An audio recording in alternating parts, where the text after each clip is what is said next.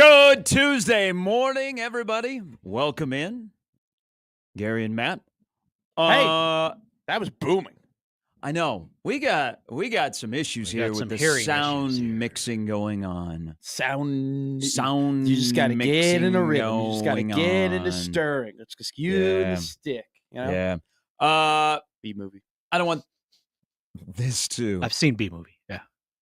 I've seen a lot of B movies, not that particular B movie. Oh, attaboy. Are you familiar with B movies? Like B-list movies? No, just As in, look like- up B movies. No. You know who was a No. big fan of B movies? Who? Warren Swain, former voice of the Huskers. He would talk to me about B movies. I did not know what B movies were. Like, is this good that this isn't a company? Like Computer? the Adventures of Buckaroo Banzai in Fifth Dimension. No, you know what? Warren liked some adventure. I think that was adventure watching B movies. A B movie is a low-budget film that is often formulaic and shown as part of a double bill. B movies are sometimes considered to be of lower quality than A movies.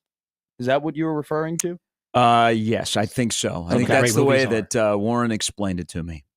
He was a fascinating guy. He just bad situation that he was in here. That's what happens. Yep. That's what happens, young Matt. Mhm. All right, this is Gary and Matt with Jimmy on a Tuesday. It's snowing again. Well, okay, let's just get this out of the way. Why? Let's just get this out of the way. We live here. We have been lucky enough that we did not start preparations for winter until mid-February. After football. I'm tired of winter. The cold over the next couple of days has kind of gone overboard. So I woke up this morning and That's good. Always good. I thank you. Well, you know Yes. what? I'm going to be honest with It's you an guys. accomplishment. We almost got into a very scary situation today Already? because Did you almost get carjacked? no. That's content. By the way, It is. I went outside of my car. I opened up my car today and I Yeah. made sure that my car was within the yellow lines. Oh, it's not, It's on the line. It's tennis. It's on the line. bro. Did It's it break on the the line. plane? I can't see. Bro, I can't see. do you have a lazy eye? I don't have a lazy eye. Do I have a Meg lazy and eye? I and Jason, we all parked just fine over here. Yeah. I avoid Shout out it. to the guys who I- played. I am parked. I usually park in that part of our parking lot after seeing your attempt today and knowing that people are going to screw it up because you screwed it up. I did not screw it up. I am on the line. Mm, I am on the line. No. Yes, I am. I think we're going to got need out of another the car picture. to look at it. Was on the I'll line. go take a look at Yeah, I the think you're break. going to have to take a look because compared to the car that is in between the lines next to you. I'm a little bit more front facing. Now, he's better Okay. today. Oh, much yeah, better. yeah. We weren't guessing today. No. Yeah. But we got out of the car and I go, nah, good enough. That's good enough for government work. I mean, yeah. You know what? I mean, people, you'll show up on the internet again as, bad parking jobs. But that's So- okay. That's 2 days in a row. That's not easy to accomplish. So I wake up at 4:45 and then I kind of lay in the bed until 4:55 and then I finally get up and I get moving. Okay, that's how I operate. Well, today I hit snooze and I didn't just hit Dangerous. snooze. I turned off the alarm. Oh. And so I just fell asleep. And so there is a universe in which Matt McMaster is still sleeping right now as this show goes live. But luckily, I woke up at 5:28. I panicked. Okay. I ran around, brushed my teeth, got ready, got in the car, went. That's good. That's Okay. good. We're glad that But- you're here. We almost threw During it that- back here. During that time, I looked at the weather. We're under 0 for 4 more days. But I'm going to be the optimistic guy here. CWS 4 months away. 1 week from today, Mm, there'll be a great thaw. I will wear shorts No, you next won't. Tuesday. Okay, Yes, you're I will. calling it. Next Tuesday, I will be wearing Next shorts Tuesday on the show. is 33 to 50. No. That's warm. 53. My Oh, I might smoke a my cigar. weather app says 53. You take that So for it's like opening a- day. It's like a 75-degree turnaround. So next Tuesday, now it's not going to be nice. It's going to be nice on the weekend, Yeah. relatively Yeah, for this awful month of February that never ends. Is we'll have a little thawing, but a week from today it'll be very, very warm. So prepare yourself. It might even get to 60. Might even get to 60 next Tuesday, but I'll be in shorts. I'll be in shorts in solidarity of warm weather. But I have to tell you, so the cold is a little bit overboard. I'm not going to complain about it. We live here. We've been lucky enough. People were canceling school early yesterday. Yeah. Like they weren't even waiting. They're like, you know what? Kids are already in school for tomorrow. We're done. We're going remote learning or we have no school. Jeez. Yeah, but you have to. Here's a lot the thing. a lot of cancellations. Yeah, but there's a lot of lawyers. There will be lawyers. Sure. You got to worry about the kids' safety. That's a great. Yeah. Your you friend in the shorts. Put that on your wall. Right next to do yourself before you do others. Right next to that one is there will be lawyers. It's all about money, and there are lawyers. So you have to take that into account, even though the decision makers are like our age that we never got out of school. Sure. But they're like, you know what? Okay, I don't want to get sued. Yeah. But here's how cold it is here in Omaha. And again, it's dangerous out there. So for everybody that's working outdoors, nobody goes shirtless. Good today. luck today. Yeah. I mean, it's going to be a bitch. But so I go into my garage this morning and I always look at the temp on my car and it says 52, and I'm getting updates like extreme weather warning and all that stuff. So pull out of my garage and it's about an 8 to 10 minute drive for me into work. By 5 minutes in, I got to the roundabout by good old Jesse's house, my temp on my car had gone from 52 to -6. Jeez. In that little brief amount of time. So that's how cold it is outside. So Like a Nebraska Iowa State game back in the day. I am not in a garage. My car is parked outside, and so Do you plug it in? Are you a good northerner that plugs in their car? I turned on Velma. Like you're in Fargo. And she got to and typically like she takes 2 or 3 to get there. She got to 7 today, and there was a moment of like, oh no. Did you say Velma? Yeah, it's her I name. love it. That I was like, oh no, she may She's a not. hip She may lady. not come on. And do you remember like I want to harken back to like 3 weeks ago where both of you are like, hey, you're going to Target today. Maybe like pick up some jumper cables. You still haven't. Did I say Never. that? We did. You We guys told them. said that. You both said that. And listeners even said, go Oh. get you some jumper Still cables. haven't done Get that. an ice scraper. So I Yeah. do have an ice cream. Okay. Oh, come on. Come on. But no ice on my No, windshield. there ain't today. no come on. Some of the things that you have and don't have, ice scraper. What are the things that I don't have? Jumper there's a cables. lot We of just things. established that. We got to be off the air by 10. Sorry.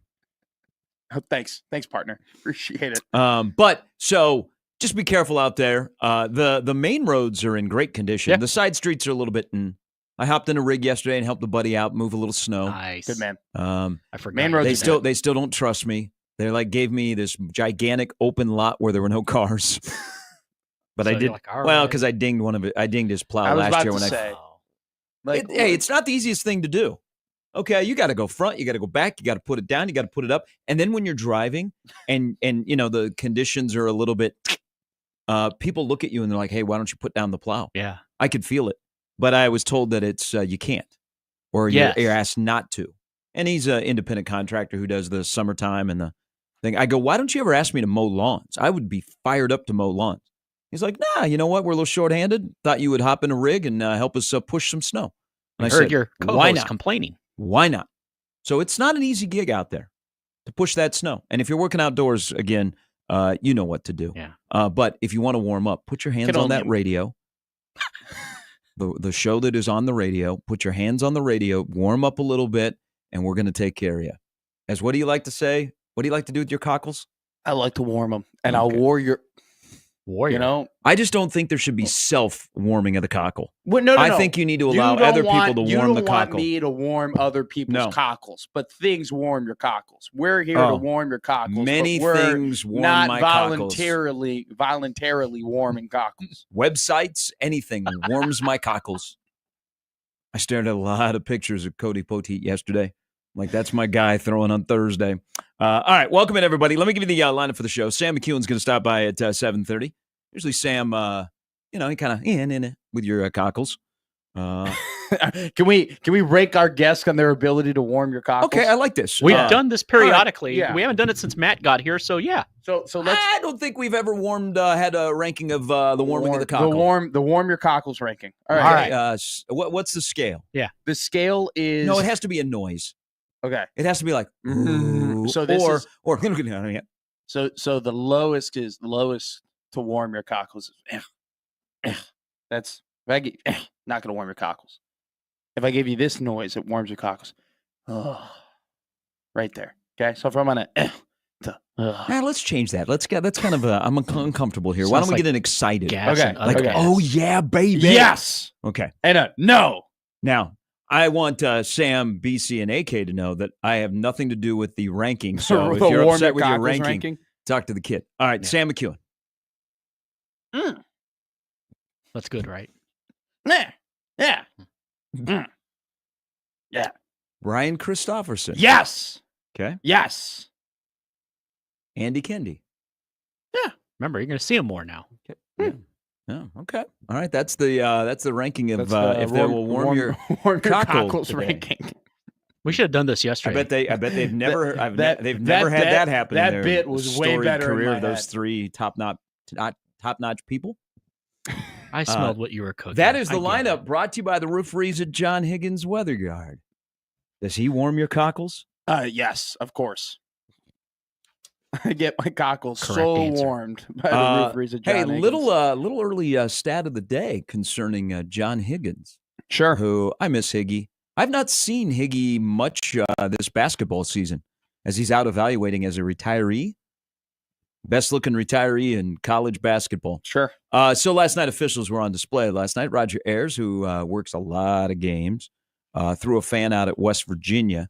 But Oh, man. like, what do you have to? And it was an older fan who was shaking yeah. hands with other fans as he was leaving the Duke Virginia game. Heck, the way Virginia started that second half, I would have left early too. What do you think you have to say as a fan to get tossed by an official? It begins with F. Usually involves something very No. tasteless and terrible. Well, it's got to be more than that. It's got to like a string because those guys hear everything. Like I heard a recent Omaha road game. There was an official that was called a P word. And I'm like, really? That's not nice. Really? I got a crowd mic here, okay? I got kids listening at home. But what do you have to say as Fans a talking about fan cats. that an official would stop the game and boot you? Because I don't know if it's the same. Like, I go to AAU games. Man, there's some people that are in gots-to-go situations. And, hey, great that there is a movement to if you assault a sports official in the state of Nebraska, it's a felony. That is great to hear. I agree. But I've seen people get tossed in AAU because they're knuckleheads, and they're more than knuckleheads. They're a-holes. But like at a college basketball game, you got Duke, Virginia last night. What do you have to say that goes way over the line for an official to point you out to a security guard and say that guy is a gots-to-go situation? He has money on this game. Because he was an older gentleman. I think that there are the obvious slurs that you can't even say that you would be asked to leave anywhere if you were to say those words. That's the obvious. Now, if we're removing the obvious words, okay, the obvious slurs, like not gonna say them. Oh, I thought you were gonna just go I George thought you were Carlin too. on us, just bam, bam, bam, bam. No. Okay. You know them at home. You know them at home. All right? 7 words. Everybody knows the 3 to 4 words that I am talking about. That if you were to say them in any situation, you would be asked kindly or in times unkindly to leave. We're okay? inviting you to Now, leave. The real convo is like after that, where do you go? If I'm not saying one of the 4, where do we maneuver? I think at this point it's just like how far is the referee on the Charmin Ultra soft scale? Yeah, Like, true. I think it just comes down to how hard or how soft the referee might be in terms of now. If you're pestering them all night, if you're giving them all night, you are like from tip all the way to buzzer. At some point, I would not blame anybody to turn around and be like, all right, I'm sick of it. Like, you're gone, right? And also, too, if like you were to make a good call, this is where I think it really could, like, if you want to get granular, if you make a bad call, I don't think some referees are really going to mind if someone gives it to them. But if you make a good call and then they're on your ass, I'd be like, no, you're done. That was no, like you're out of here. He had 2 feet planted. If you're gonna yell at me for that one, you're gonna yell all night. No, out of here. Okay. I wonder if it's if you go there, like, do people still do the mom jokes? I think so. The Joe Mama, not as much. Okay. There's still some. They're They trying to try bring to them use back. family. The D's nuts jokes, I think, have taken over the Okay. Joe Mama jokes. For sure. But Roger Ayers pointed this person out, threw him out. So here's my stat of the day. So Roger Ayers works like every night. Him and Padilla, who was working the Baylor Arizona game last night, and those guys are on all the time. So and he's much better than those two. Kip Kissinger, who pride of Sandy Creek, one of the greatest high school basketball shooters in the history of Nebraska, lives right here. There's in a Omaha. Roger Ayers Great ref name. tracker. Oh yeah, he works like every day. But I looked this up. So Roger Ayers has worked in 25 different states this year. Nice. As a college basketball official, Kip has worked in 24. Competition? Come on, Kip. Kip's a Final Four. They're all Final Four guys. But that's so incredible. We have a lot of games that are scheduled, and we don't have the quality of officials to match the games. Yes. So we get some poor. The Summit League has a problem. Like the Summit League has had a rough year with officiating. Like they will have a really good guy on a crew that is working with two people that aren't very good. And that person that usually is really good, all of a sudden you're like, man, they're not very good. And I'm like, man, Brian is always really good, but he's working with two people that aren't very good. Sure. But we just have way too many games. And we don't have enough quality officials. That's kind of what it is like in high school basketball around here. I wonder, we got some districts going on at the lower class levels. We don't have as many officials. Now you're going to have boys and girls running simultaneously. You got school that is closed. You could have an officiating crisis. We don't have enough quality officials for the amount of games that we have. So in college basketball, that's why Roger Ayers, Kip Kissinger are working a ton of games. But 24 different states since the college basketball season began. A lot of miles. I mean, it's one of those things though where why would you want to be a referee?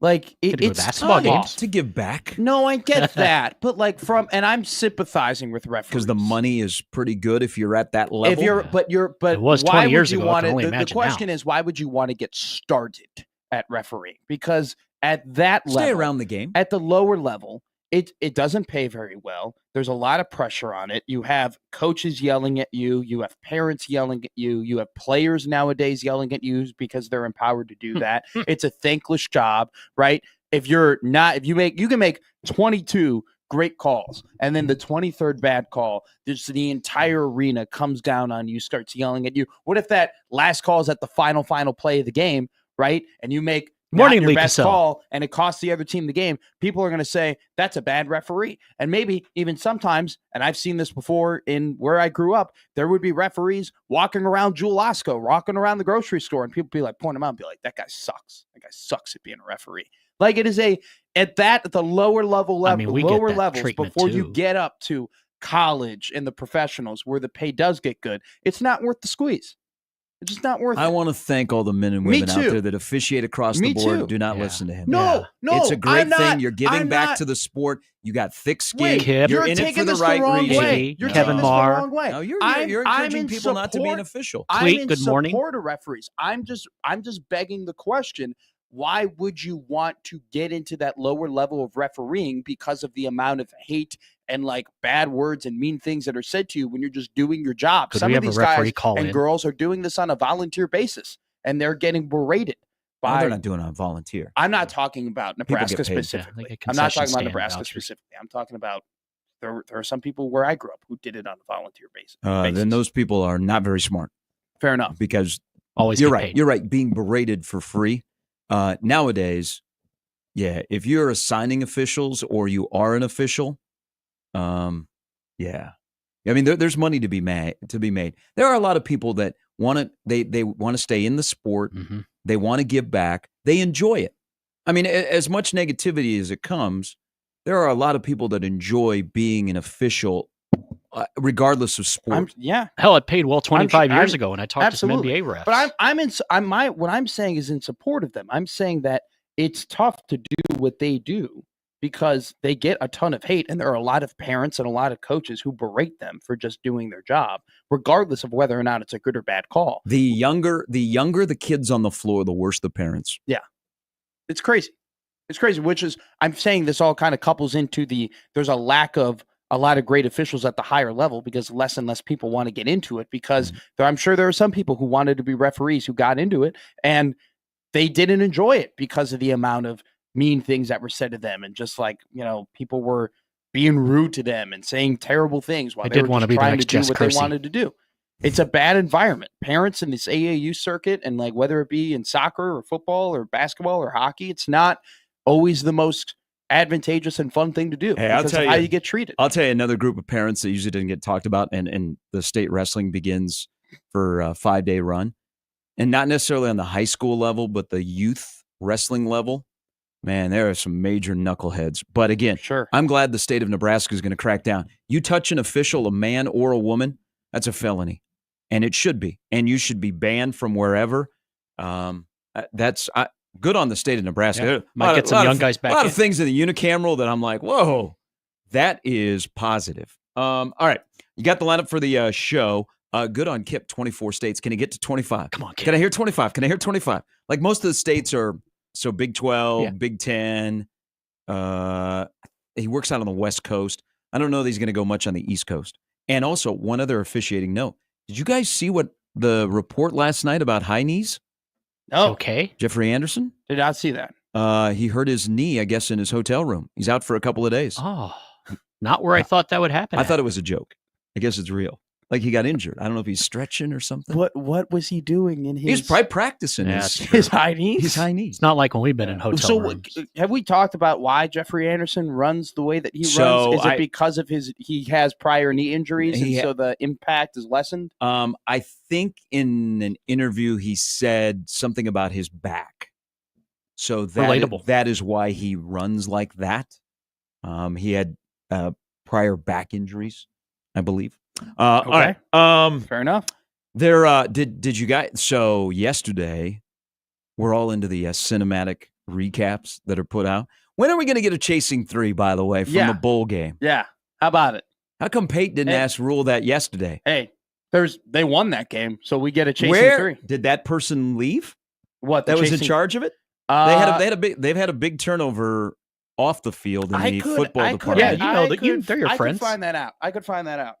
I mean, some people got promoted and went on to other jobs. Yeah. But why didn't we have a Chasing 3 after the bowl game? You can wake someone up, find out. I can find that out. So everybody gets your cockle is about to get warmed when you watch a cinematic recap. You know me. Oh you like your cockles warmed. My favorite thing ever is the Secretariat cinematic recap they do at the Kentucky Derby every single year. There's always a new one. Oh my God. I was watching some NFL film stuff in my office one morning. He came in and he was all happy. I don't remember what it was. I almost said, hey, pull up a chair. I love a great recap. They used to be a good team. The recap from Nebraska Northwestern. We need a deep discussion about what led up to the dent that is in the whiteboard on the wall in the locker room. Why?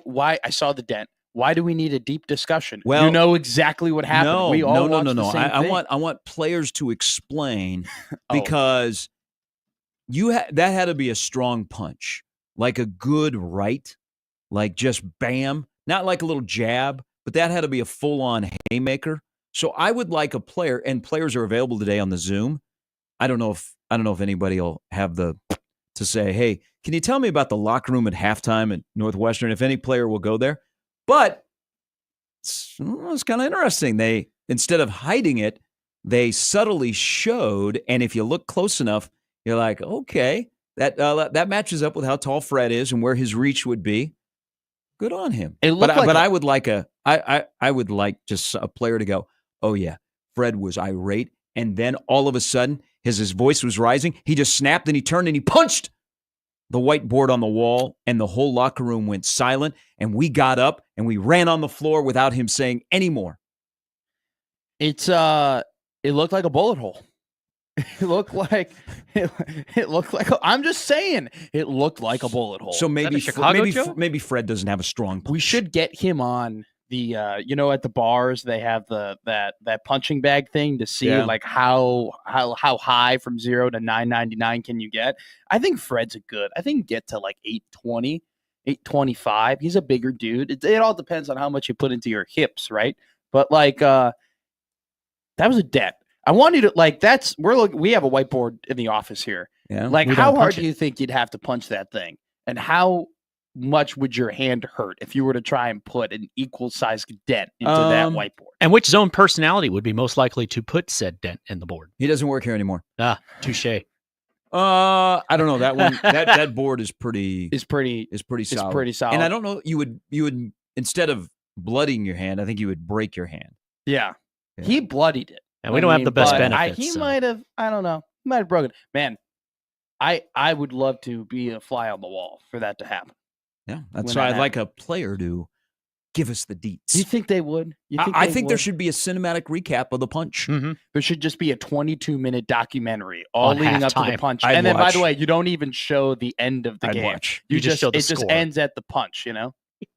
By the way, Chasing 3 is currently delayed. No kidding. Because of people who no longer work there, like you were saying. So also, it's cold outside. It is currently under production. We'll see when it gets released, but it is in the works, from what I've been told. I hope it's a banger because they've had a couple of months to grab some stuff. Do you think you'll be able to tell like where that person left? Like, oh, this is a different documentary here. The styles are a little bit different. The cuts are a little bit different. This is clearly when they had to take it over, when the B team or C team took it over. That's unfortunate. You don't think they could have had that person like, hey, do you mind finishing it before you leave? No, I don't. No, I'm leaving. I'm gone. How much you paying me? I'm going to choose violence today. This is what I want. I put the Chasing 3 on the back burner. I want the Hoiberg punch and I want the Timmerman. I want both of those. Okay? I want by chance that. What is the cinematic recap for Tucker Timmerman? They recreate it with somebody else who plays the role of Tucker Timmerman as they have a GoPro on and the ball is coming at them, and then you just flash to Tucker going down but getting the ball. It would be 4 minutes of like, I got hit in the face. It was pretty hard. In the face. I knew that was coming. And by the way, 26 days from Selection Sunday. If you are celebrating at home, would you like an update? Yeah, give it to me. I get up in the morning. Still looking good? And then I update.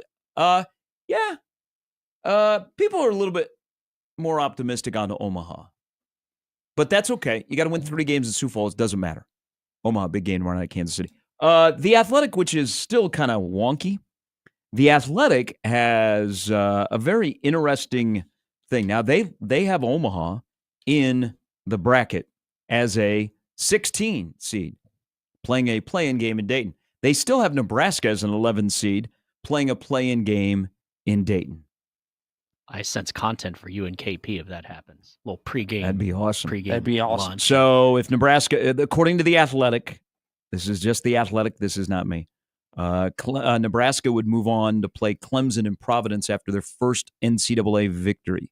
Yes, if you win in the play-in games. It is a victory. Win. Because you know what? You make some money. Yeah. Omaha would go to play number 1 seed Florida. They have Creighton as a 8 seed playing West Virginia. Ooh. There'd be some little uncomfortable there with D-Rock taking on Creighton. That would be in Raleigh, of course, North Carolina. Oh, it'd be West Virginia home. Now, USA Today, Shelby never does like the full-out bracket. He just does the seeding on a daily basis. He has got Creighton as an 8, Nebraska as a 10. He's one of the rare people right now that had dropped Creighton to an 8 line. 26 days from Selection Sunday. I've seen some people drop them to the last 7 line, to the final. Now that 7. would make sense, but I they still feel like a 7. Well, to me, it's just I don't know why you punish them for losing to UConn and St. John's when it was such a close game. I mean, we are a couple of shots away, and you could argue a Ryan Kalkbrenner not running into the locker room from Creighton winning both of those games, and where they wouldn't be a 7 seed, they'd probably be a 6 seed or even closer to a 5 seed. And then maybe after this 5-game stretch where they play the bottom of the barrel of the Big East, they get up to a 5 seed. So I understand them moving. I mean, in most brackets, they were the top 7 seed after their Marquette win. They're now, I don't get the whole moving them all the way down 1 seed. I think by the time we get to the Big East tournament, there'll be a 7. I think they're kind of locked at just as long as they don't absolutely collapse down the stretch. I think they're kind of locked in from what I'm seeing to be in a 7. I'll tell you later. I had a dream last night about Nebraska basketball. That's kind of the season we're in. Wow. It was it woke me up. I woke up with a concern when I went to go to the bathroom about 2:45. Can I guess what your nightmare was? It wasn't a nightmare. It was just I immediately woke up and I was thinking about something involving Nebraska basketball.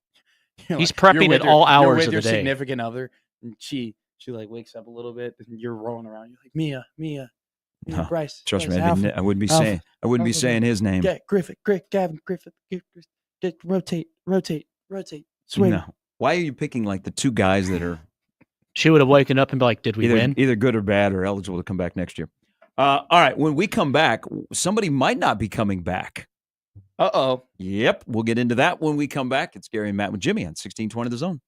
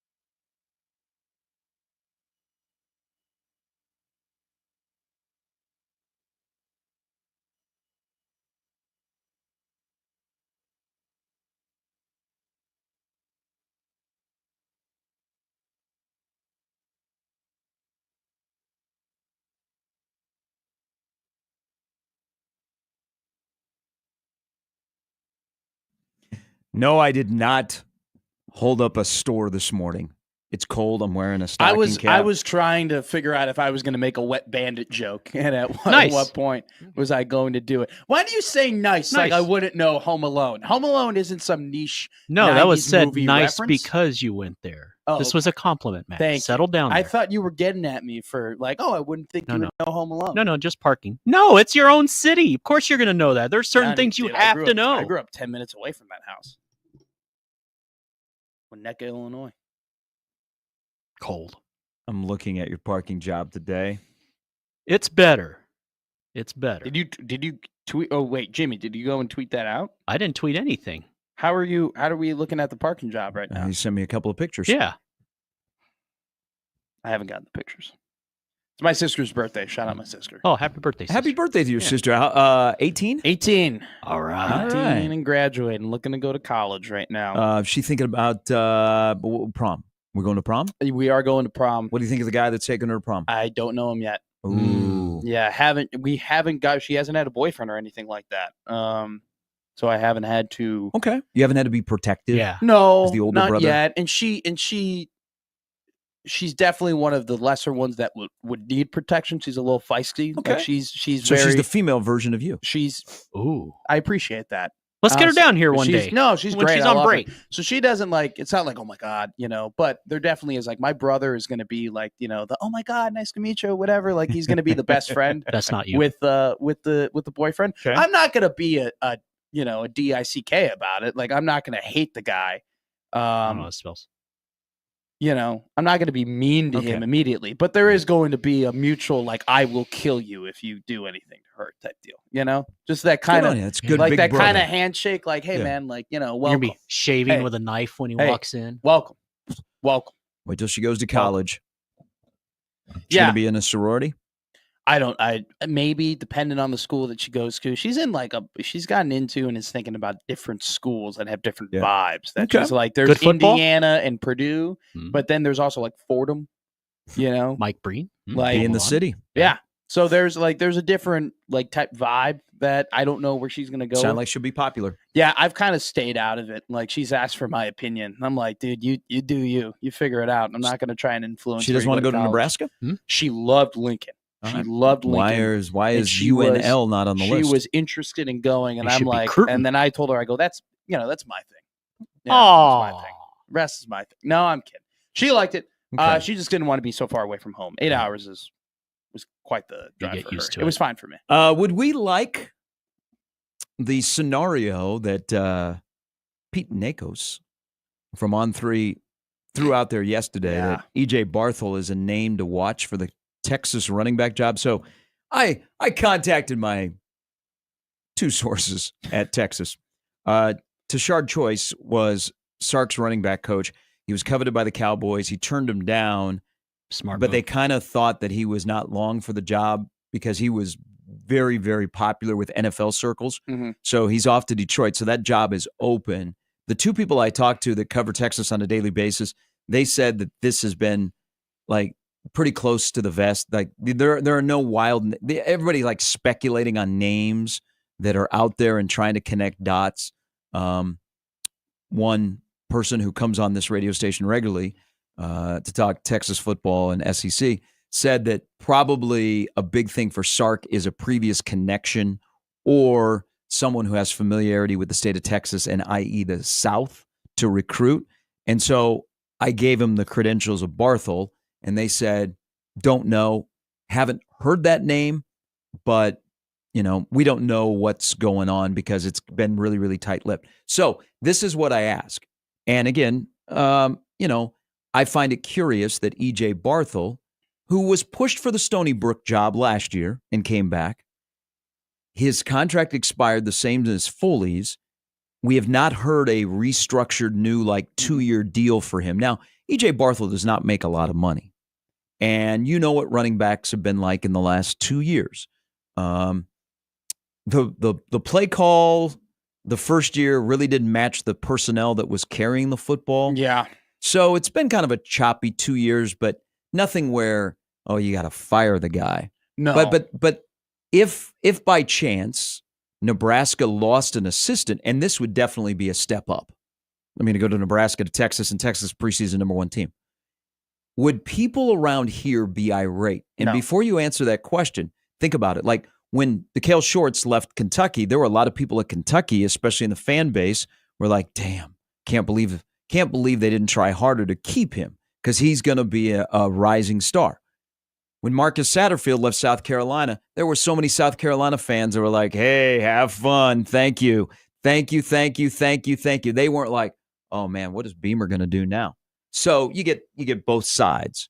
If E.J. Barthel by chance left Nebraska and went to Texas or somewhere else, would people be like, oh, man, I don't know what Coach Holgorsen on the offense is going to do? Or would they be like, you know what? Hey, thanks for the memes. I think it would be the most meh reaction ever. I think it would be E.J. Barthel, like you said, has not been terrible. He's not been the root of problems on the field or necessarily in recruiting to the point where you're like, you got to get rid of this guy. But he definitely hasn't been an elite running backs coach by any stretch of the imagination. I think a lot of people, considering the fact that Steve Sarkisian has been in the college football business for a very, very long time, is an offensive guy, you would think that he has a plethora of connections and people that he has worked with in the past or people that he's worked with in the past who really, really trust that could fill this pretty important position, on his offense, on what will be probably the preseason number one ranked team in the country. If E.J. Barthel were to get this job, I think a lot of people would be like, good for him. How did he pull that off? Like, how did he do that? Yeah. Right? Where, has E.J. Barthel been given, he's only been here for 2 years. He didn't necessarily inherit this elite running back room. And to be fair to him, the guys that he did inherit got hurt. I mean, he was ready to roll out. They were ready to roll out with Gabe Ervin Jr. as the number one running back. He gets hurt. They're ready to roll out with Ramir Johnson as the number two running back. He gets hurt, right? So immediately in his, first season, he's got to work with what is essentially the third running back that they weren't really planning on using.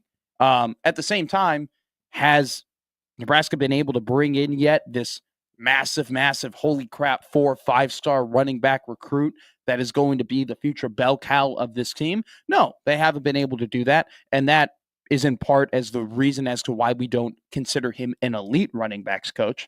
But I think it would just be a very average, okay, see ya, good for you, So let me give you the other side of this. And I'm with you. I don't know if this is real or is this an agent. This gives me a Mickey Joseph to Arizona State type deal where he was rumored to go to Arizona State and Arizona State was interested in Mickey Joseph after I think they won the Rutgers game. And it very clearly was a agent type deal trying to get the name out there, pushing for the Nebraska job. This is what happens a lot. But there's also, we are February 18th. So you're working in recruiting on the class of 26. The portal window is not open. Texas hasn't started spring football. You got a pretty good room at running back at Texas. There's also the part of availability of people that maybe have something in their contract that it'd be easier for them to make a move. Sure. But let me give you the other side of this. So the general feeling is about a running back coach at Nebraska. And whoever is going to be the running back coach at Nebraska this upcoming year, it's a very interesting room. Very, very interesting room. It is. Because there's, outside of Emmett Johnson, there's no that is the guy. But you have some intriguing young guys. Does it change anybody's opinion, whether it's floated by a agent or you have availability or you're being pushed by the head coach of, hey, you should look at this guy. You should look at this guy. That it's Texas that somebody's name would be attached to because Texas is much higher on the food chain than Nebraska is. It is curious. I don't know. It's one of those things where his name just being attached to it makes you immediately ask a lot of questions of how did this happen and who clearly is pushing this narrative, right? Who's clearly pushing him being in this convo? Because someone is. And if someone is pushing him to be in that conversation, that means that someone is essentially pushing him not to be in Nebraska. Okay, and so February 18th. You haven't seen a contract, right? No. Okay. And so he's still working. You got to start asking a question of whether or not is it Nebraska pushing that narrative of maybe him being attached to other jobs, or is it EJ pushing that narrative of him being attached to other jobs? Good question, because then if you're like Nebraska, and this is a Holgorsen thing, so maybe Holgorsen, you have to examine the relationship, but it's probably one of those things where, hey, great. That's a great move for you and the family. You're an East Coast guy. You're going to be down in Austin, Texas, beautiful city, man. You got a lot of things to do down there. I don't know how much you recruit in the South, but maybe they can have an East Coast connection. And then you immediately, you're like, oh, do you think that's Dana, though? Why would Dana? Thank you, because we've got a guy that wants to be a full-time position coach that is one of our PEG 10. Sure. That is our recruiter, but we want him to be a full-time coach. All right. Jamar Mosey. Yeah. Let's go. Let's go. We got this guy on our staff that we need to find a full-time on-field coaching position for. EJ, thanks for the memes. Appreciate it. We've had a long history. Good luck down there. Hope you guys ball out. Have fun with Arch Manning and your running backs. And, hey, Jamar. Why do you think that is? But I disagree with you. I don't think that's Dana. I think if anyone who would be doing that, it would be Matt. Because if it was up to Dana, what does Dana own EJ? They don't, Dana could just be like, hey, sorry, like you don't have a contract. No, I'm saying we're done. But what I'm saying is if Dana doesn't think he that's a good enough position coach, that's the decision that's made.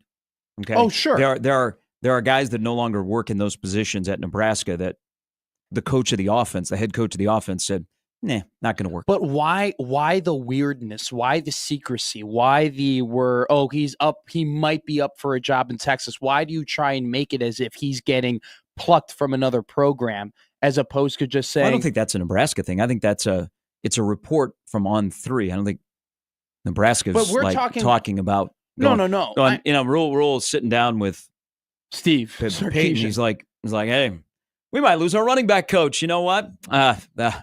2 years, man. Just makes sense. We're just changing everybody. So it's not Nebraska. It's just this is a report online. Then you're trying to connect the dots. No, I know.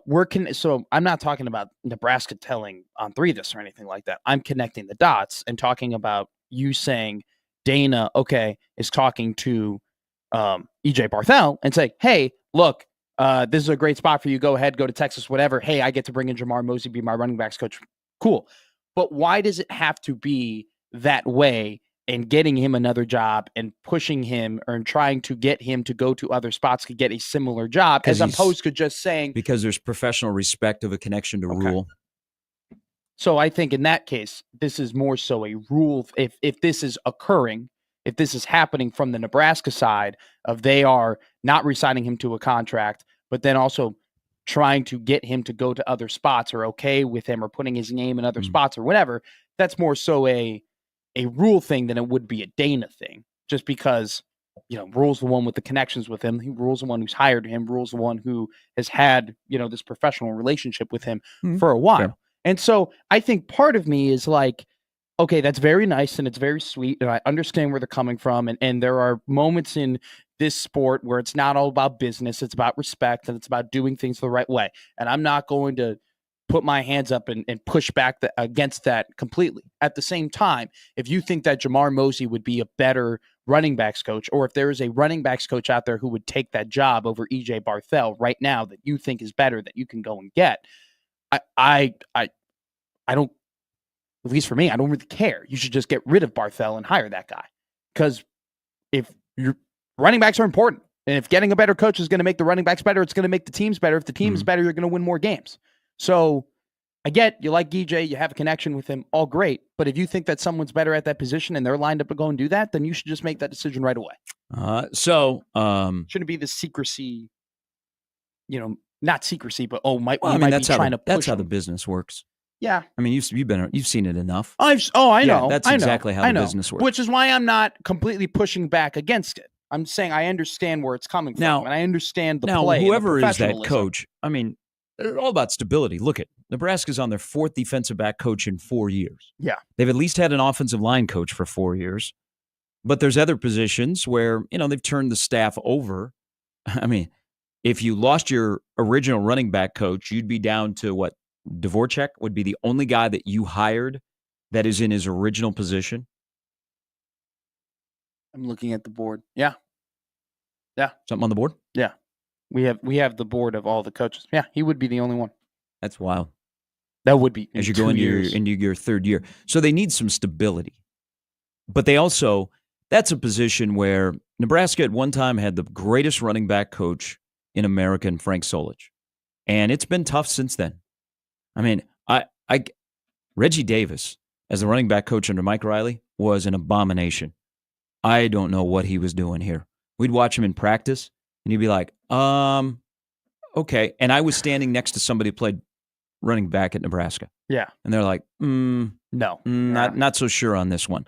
So that's a position that probably Nebraska has to have one of their better assistants. I agree. I totally agree with how they're trying to play the game, too. Not necessarily recruiting, but there's some positions where you're like, you know what? If you're a better recruiter than position coach, we can get away with it. Running back is one of those where you got to have a good running back coach that has an eye for talent and evaluation and development, and in game can make adjustments with his running backs. If this was an East Coast team, I wouldn't blink an eye at it. The fact that it's Texas and it's a team that he doesn't have necessarily a previous engagement with, it's a little weird. It's just weird. Well, last year was Stony Brook. This year is Texas. They both kind of are similar. Yeah. If you look at what the meetings going on in New Orleans, I think they're talking about Stony Brook. All right. 1 hour in the books. Coming up in the next hour, Sam McEwen joins us on 1620 The Zone.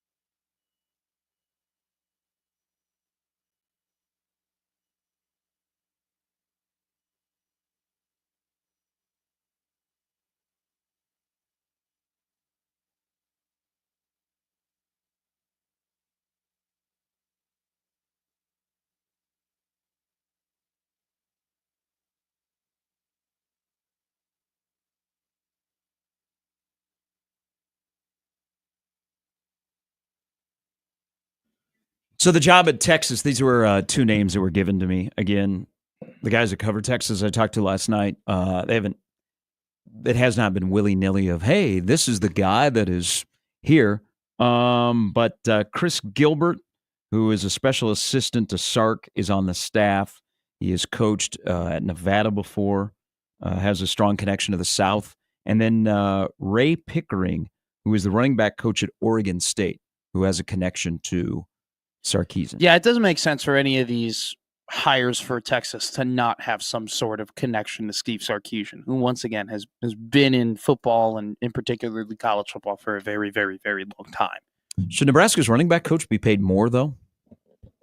Like, are you asking if EJ Barthel should be paid more, or should just in general the position warrant more pay? In general, the running back job at Nebraska hasn't garnered a lot of money. Now, for example, you've hired people that don't have a long runway of college experience, so that also has to do with their salary. But Nebraska has had, I think, what did EJ make? $300,000 last year.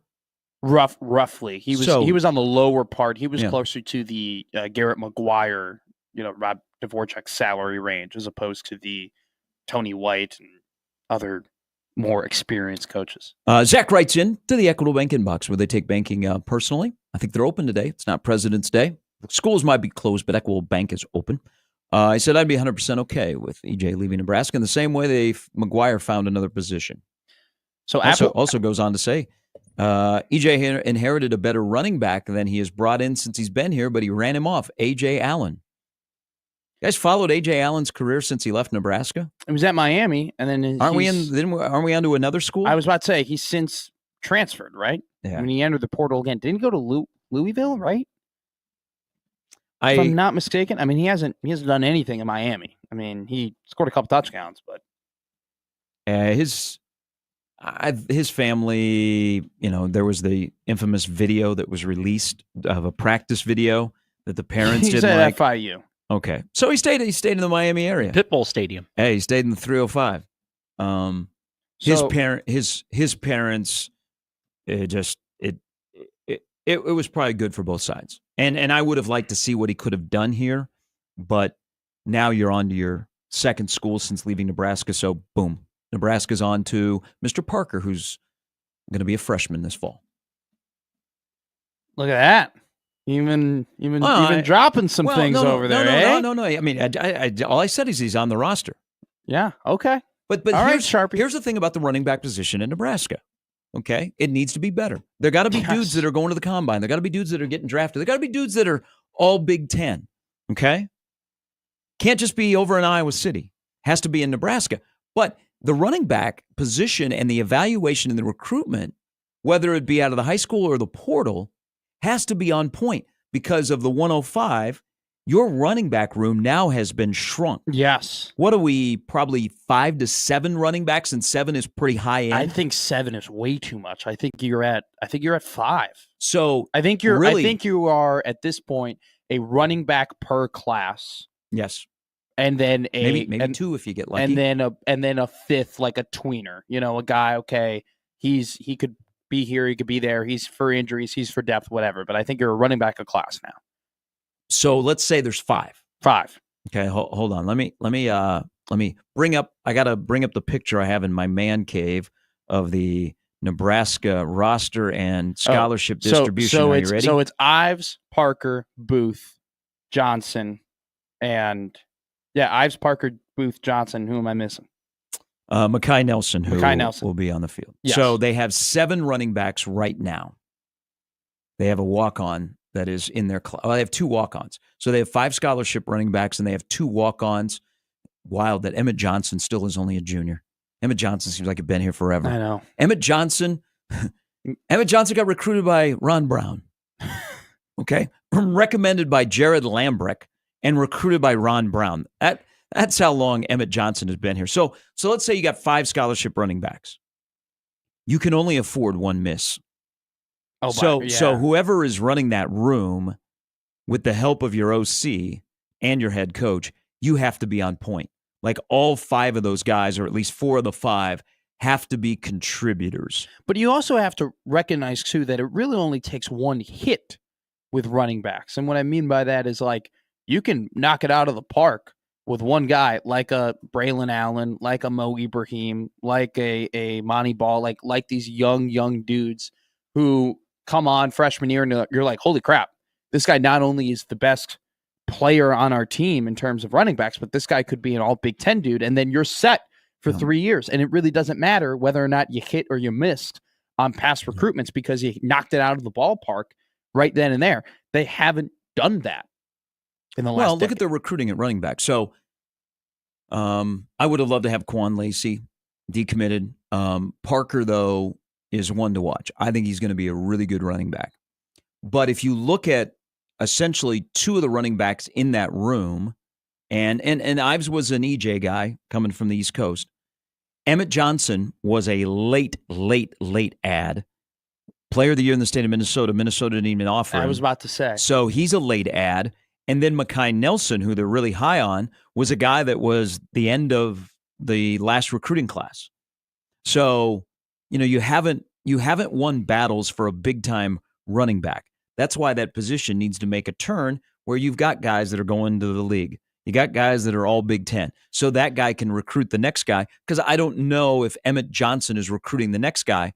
But I also pause and say the offense is going to look completely different. So the running back position and the kind of running back and what you want them to do could be completely different. But you can't have as many misses or guys that are average running backs. Well, kind of your point, you gotta if you find that one guy that warms your cockles. In the Rule tenure, though, haven't they gotten a massive recruit at almost every single position except for running back? They got a top quarterback. They got a 5-star quarterback. They got a top tight end. They got a top offensive lineman in Grant Bricks. They have hit it out of the park in terms of recruiting rankings, not only within high school, but out of the portal at wide receiver. They've done a good job. Marquise Watson-Trent was a legitimate dude out of the portal. They got a linebacker. D-line, they've recruited really well and have gotten top guys. Dawson Merritt is a 4-star linebacker. At almost every single position, they've gotten dudes, top guys at their position group to be on this team. Outside of running back is the one of the only positions on that team where you cannot say, wow, they went and got this guy. They went out and they got this 5-star. They went out, they got this 4-star. They went out and holy crap, I can't wait to see the development of this prospect. They've done that on the D end, on the D line, at linebacker, at tight end, wide receiver, quarterback, go down the O line. They haven't done it with running back. Why is that? Is that an indictment on Barthel, or is that an indictment on Rule? Because to me, it's an indictment on both.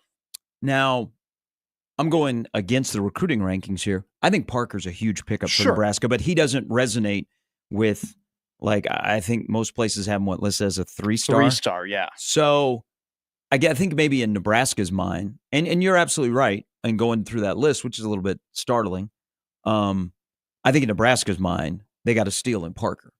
Sure. But that 4-star top of your class running back hasn't happened at Nebraska in a while. And a little bit of it has to do with, I think, coaching. Nebraska at the running back position, as the position coach, has not had bangers of guys that are dudes in the industry where you're like, that guy is big time. I mean, that's and it's weird. And we talk about, well, can Nebraska get back to IBAQ? That's part of it. Oh, the person that is coaching, and then also let's also look to the top. How much attention do you put on that position as a head coach? That's a priority in recruiting. That you're like, okay, if we have to do the salary cap, this is how much I'm allocating to a running back. Sure. Well, it's also too very curious as to, they went out and they got Dante Dowdell. They went out and they went to the portal and they had to go and get him. And he was a guy who was highly touted. Good pickup. Good pickup. Good pickup. And was solid for them. So did what he needed to do. I'll give them credit for going out and doing that. But when you step to the podium as Matt Rule and you talk about how much you want to run the ball and how you're going to use 2 running backs and how you are really going to play into Big Ten weather, and almost, I don't think he ever said we're going to play like Iowa, but he made a lot of Iowa references, especially early on in his coaching, career here.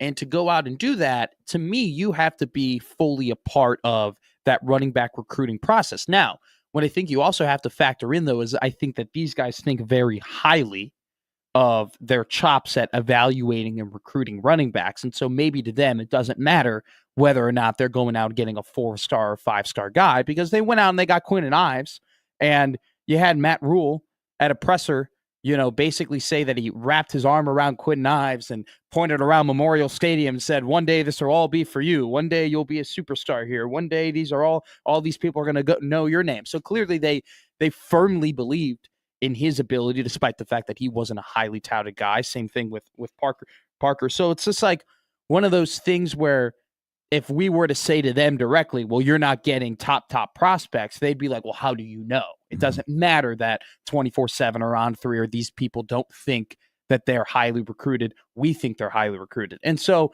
I would love for them to shove that pie in my face, because it means that Parker or Ives or one of these guys that isn't regarded as one of the top in the industry ends up clicking, but that hasn't happened yet.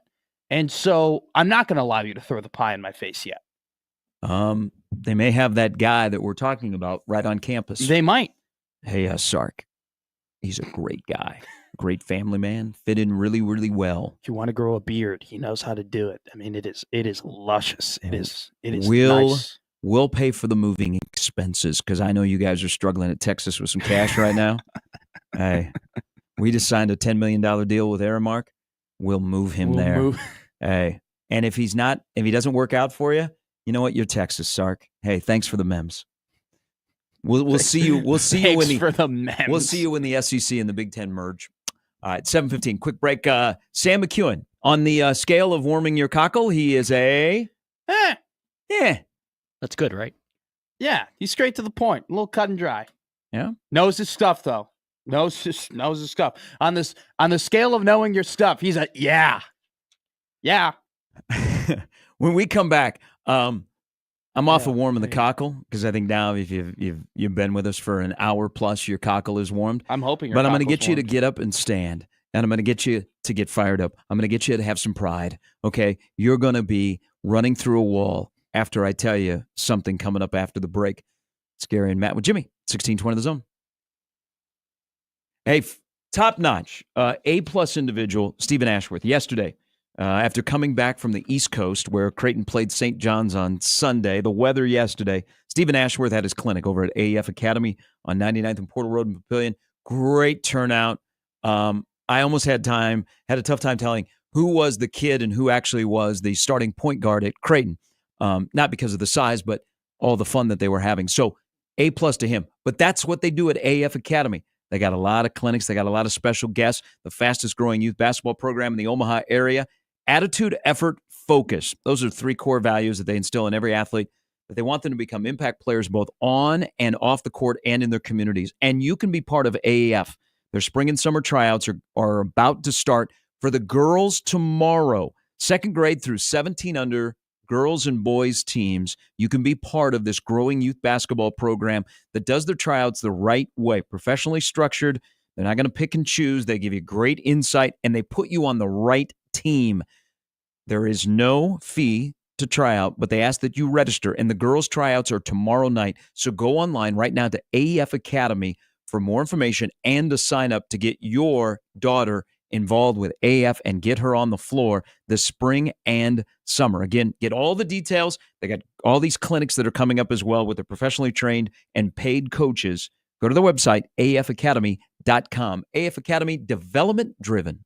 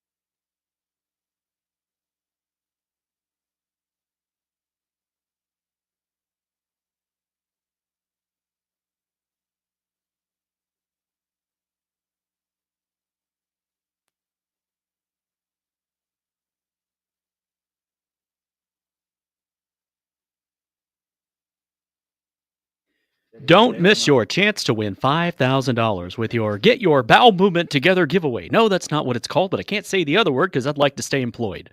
Register online for a chance to win at 1620thezone.com. Hold on.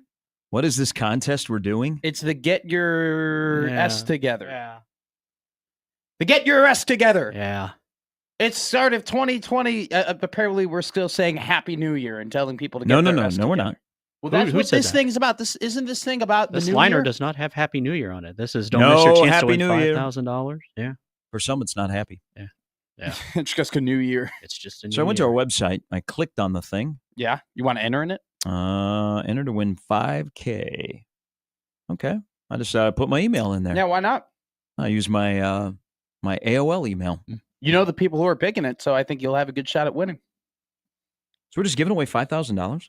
That's a hell of a deal. Yeah. Yeah. Just listen to the radio. Just get your S together, is what they say. I mean, I've been trying to do that for years. Hey, we got our S together yesterday. Sure.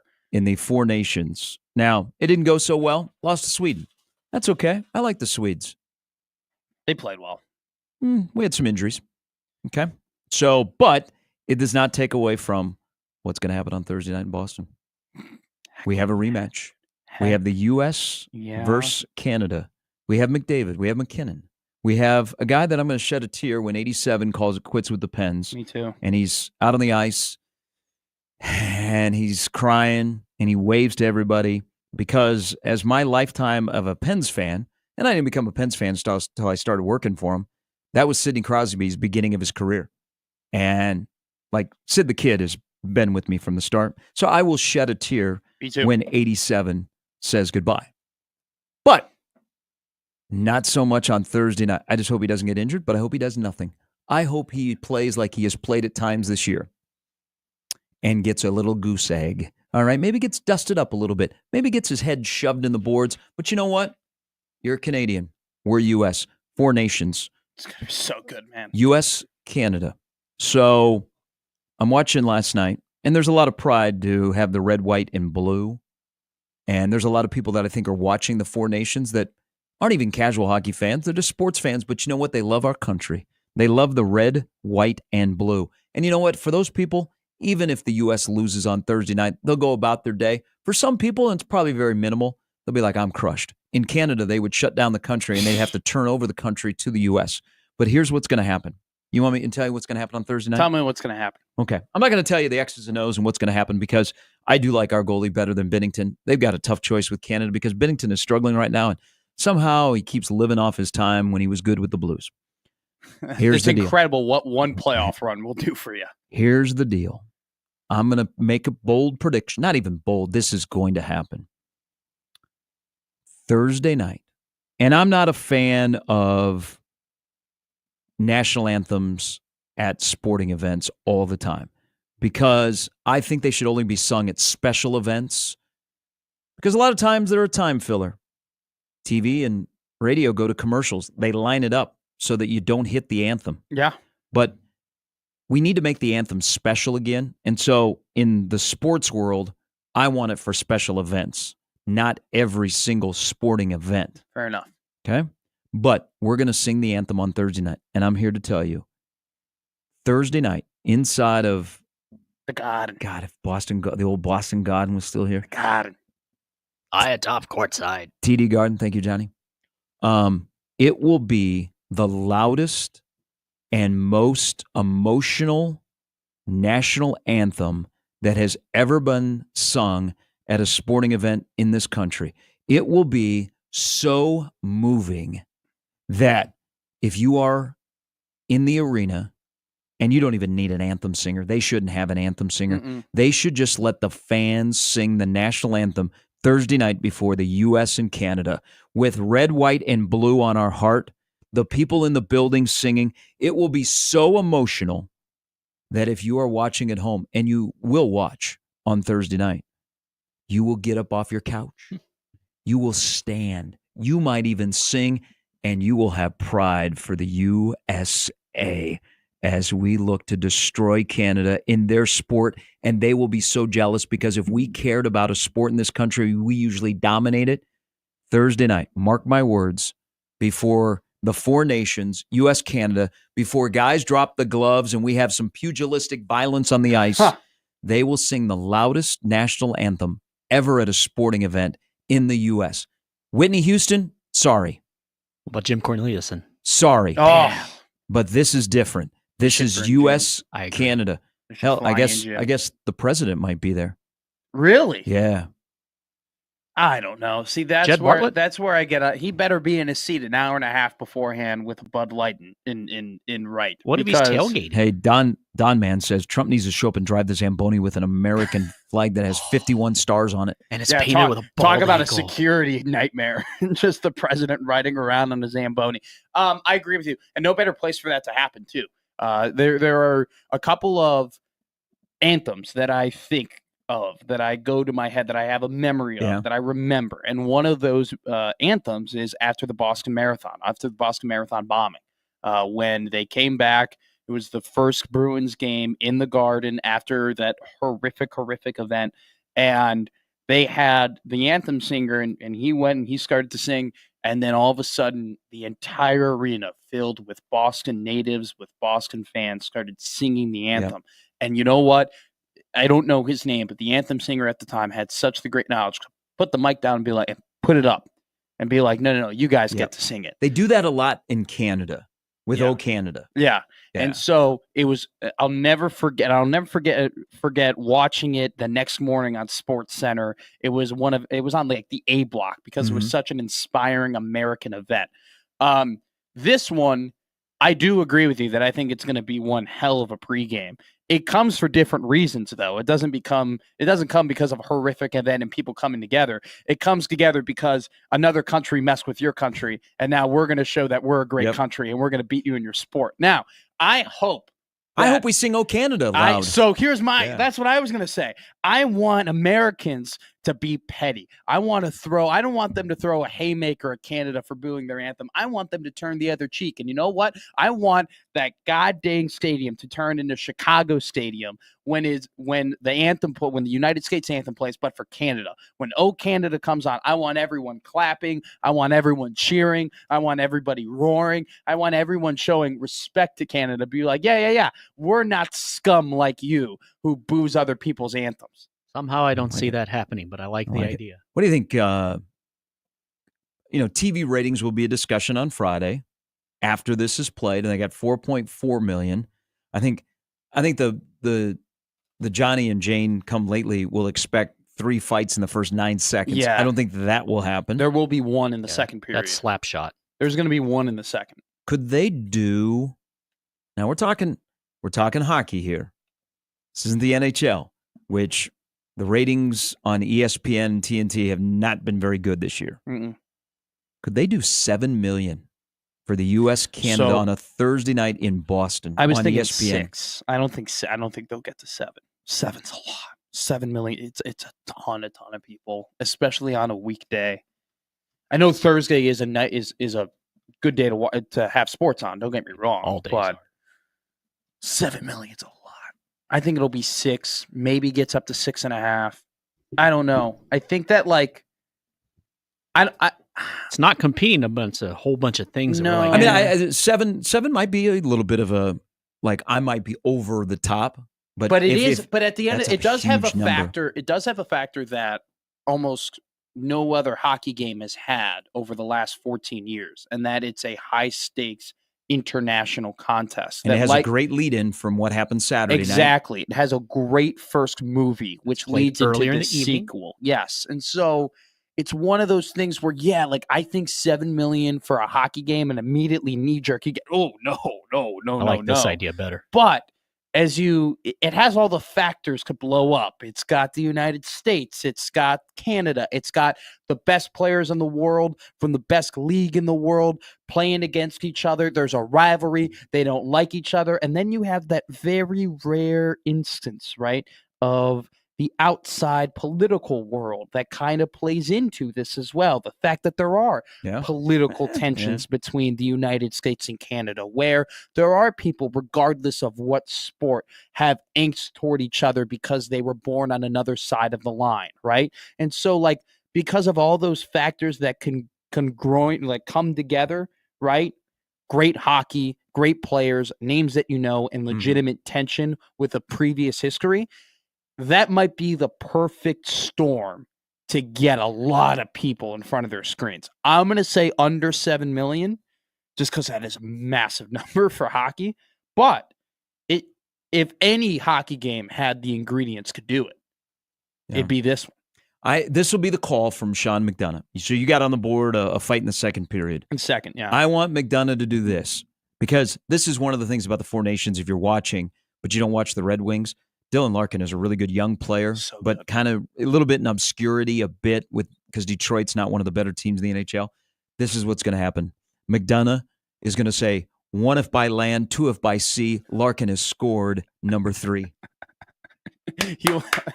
When did you think of that in your bed last night when you were laying down? No. It's the gift. I have studied Paul Revere. So I'll tell you exactly how the game is going to happen. If this should be the bet. I don't know why they haven't had this bet.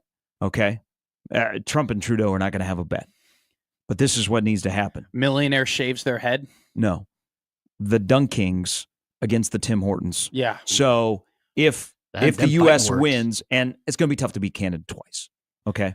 And let's be honest, if the U.S. loses, Friday morning we go about our business. If Canada loses, they don't. They shut down the company or the whole country. Everything. And it'll be Vancouver 2011 all over again. And Dunkin' Donuts moves into Canada, and Tim Hortons is gone. Have you seen those Tim Hortons stickers, though, on the Canadian helmets? They're sick. It's good coffee. But if Canada beats us, then Tim Hortons has to come further south than Grand Forks, North Dakota, or Fargo, North Dakota. We got their weather. They need to move. Is there a difference in quality between Hortons and Dunkin' Donuts? Like, is there one that for sure is better than the other, in your opinion? Do the Canadians have us on that regard? Yeah, you might know more than me. I haven't had Tim Hortons in a long time. The Tim Hortons coffee in the store is much better than the K-Cups. Okay. Yeah. But, the people like the Tim Hortons donuts. They have the donut holes. So those are very popular. I'll tell you.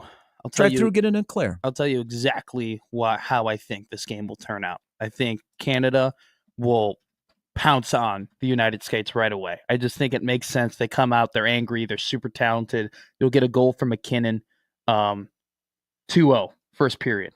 Then the U.S. will be on the ropes a little bit, right? Mm-hmm. It'll be very clear that Canada has it on one side of the ice, but then all of a sudden, power play goal, Austin Matthews, backdoor. All right, 2-1. Then, right after that goal, to get the crowd going, to keep the momentum rolling, Brady Tkachuk drops the gloves with Sam Bennett. Okay, they just do part 2 once again. Okay, so then Brady obviously cleans up Bennett. The whole garden is roaring. Yeah. Then you get a second goal right at the end of the second period. You've never heard the Boston Garden get louder than when, you know what? I think he's been the best player in the tournament when Jake Gensel shoots one on a two-on-one fast break, Omaha zone. Then we head into the third period. No goals. 0 goals in the third period. It's competitive. Hellebuck stands on his head. Binnington makes some big saves. We get into overtime, and then Sid does it again. In overtime, like the golden goal 14 years ago, Sidney Crosby scores a 3-on-3 overtime goal to win the game for Team Canada. There's my prediction from Hockey Matt. There's my prediction. So what else should I watch Thursday? Nothing else on Thursday night. I'm going to be so mad. Hey, Love is Blind. I don't think it's on. By the way, I know we don't have to get into a big argument about it, but you've mentioned that you think it's great for hockey, bad for the NHL. Just real quick, there are people who had no clue who Brady and Matthew Tkachuk were before this tournament, and now they are known as like the American brothers, essentially. And if they end up both having big games on Thursdays, there are people who didn't know who Keith Tkachuk was. I was sitting next to like legitimate sports fans who did not know who Keith Tkachuk was. The fact that he did that in 1996 too, when he fought the Canadian national team, like. Those two guys, if they end up having big games and they end up winning on Thursday, they will go from not a lot of people had known who they were to, oh no, those are American heroes. And that will be great for the NHL. Are they going to be wearing the red, white, and blue USA while they're playing in the NHL? But more people will know them, which means that more people will be like, oh, maybe I watch a Florida Panthers game. And even if just one person watches one more Florida Panthers game, because of this tournament, just the Panthers. That means that this was successful. Not going to happen. I remember TJ Oshie. Remember him? Yeah. He was an American hero. He was. He had a great career after that. Nobody followed him to the NHL to watch. I think a lot of people knew that He was a Blue and then became a Capital. They might know, but there's knowing and watching. This is a little different. It's a little different. You don't know. No, it's the Olympics. There's a lot of guys. We'll discuss there's this. a lot of guys. We'll discuss this a little bit later. Fine. Hockey, the sport of hockey is a winner. The NHL. Thankfully, they're running it because some of the hits on Saturday night, there would be suspensions if it was the IHF. All right, Sam McEwen is coming up next on 1620 The Zone.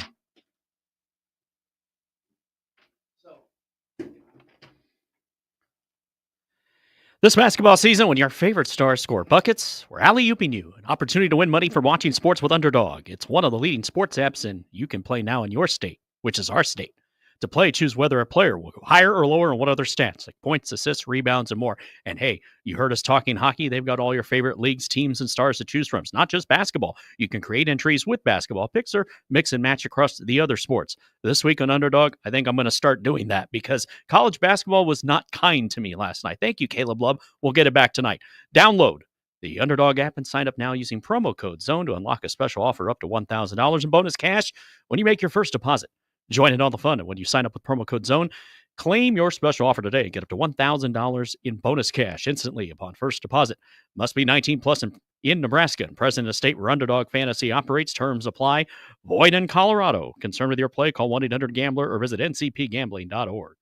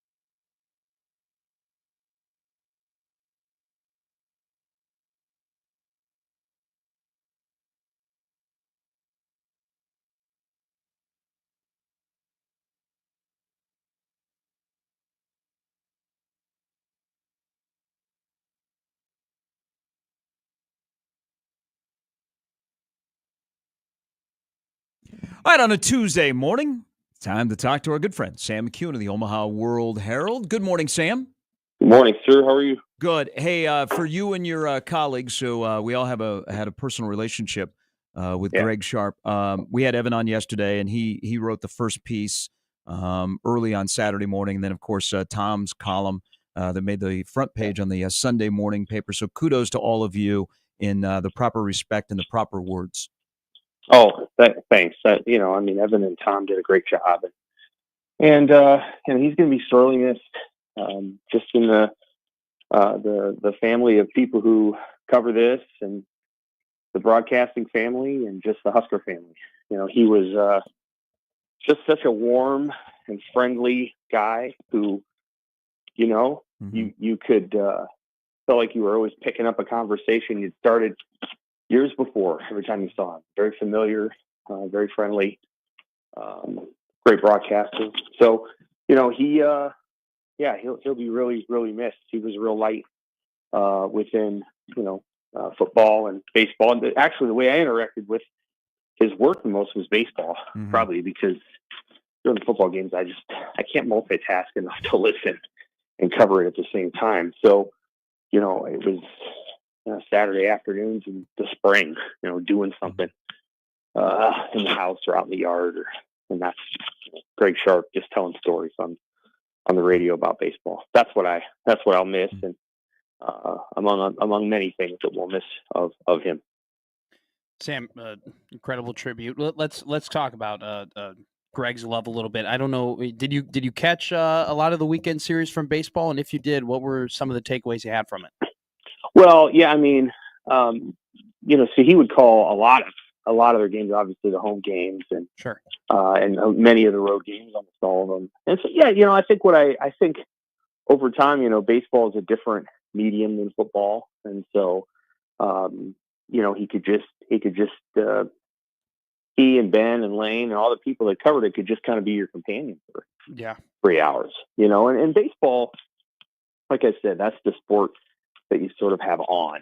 It's not like you're listening to every second of it, but every 5 minutes or so you'll hear something, or what you get used to is the ad reads, and you get used to hearing people say the words, Cargill or Bank of the West or any of those things. And so you get used to that, and that you find yourself going by something that Greg Sharp said, and you just hear it in his voice.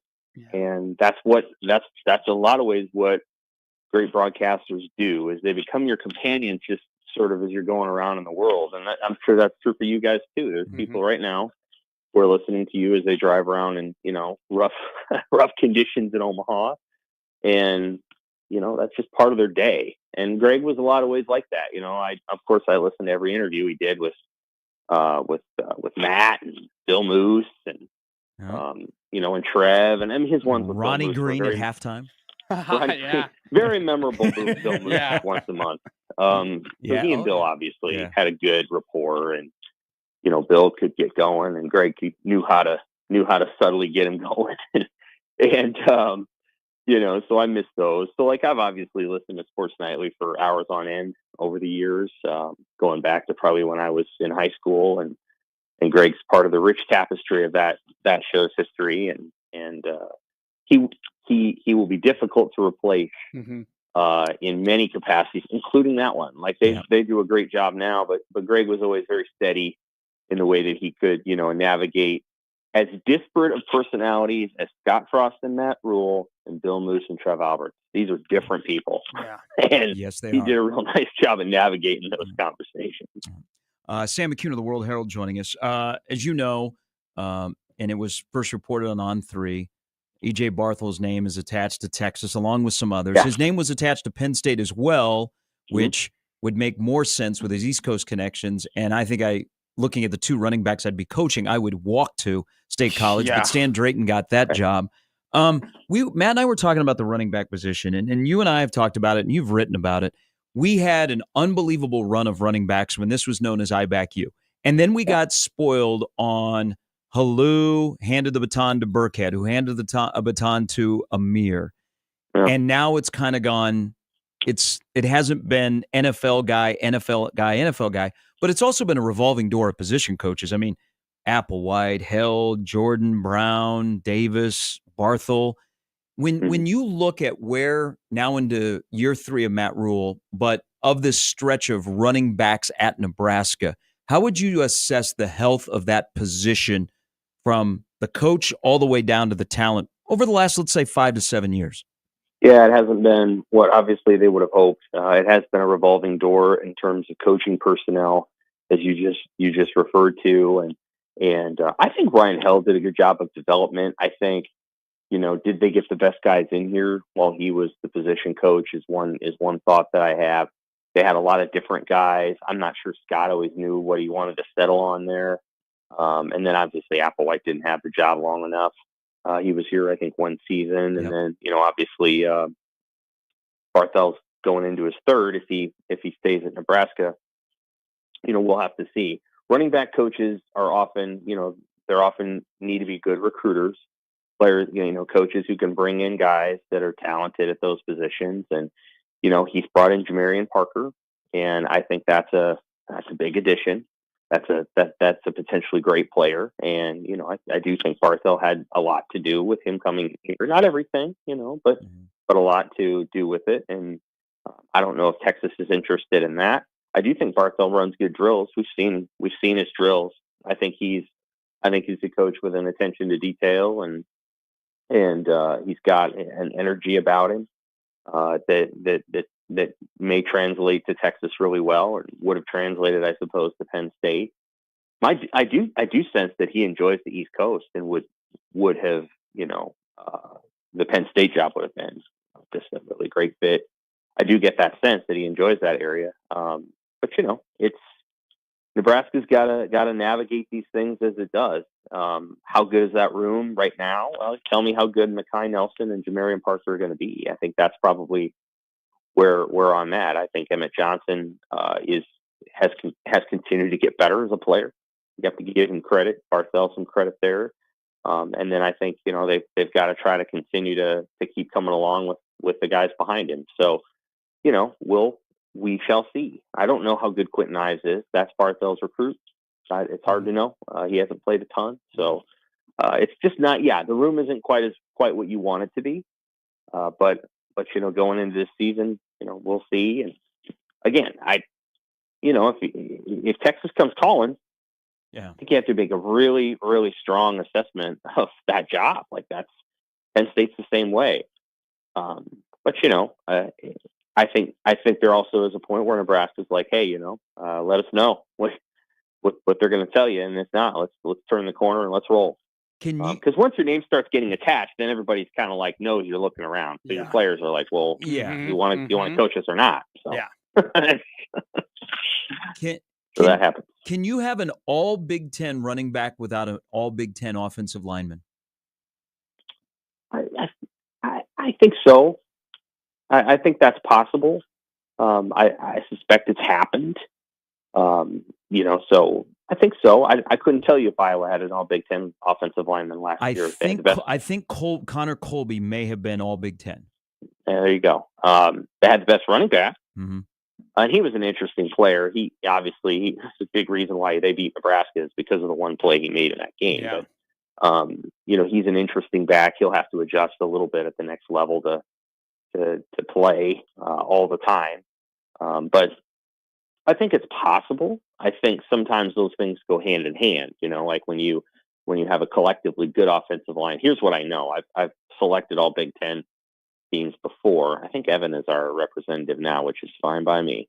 The offensive line thing, they send you a list of like 14 guys, and they'll give you a PFF, to look at, but it's tough. Like a lot of times you're looking at, well, Michigan's 11-1, so there must be two Michigan guys like that. Yeah.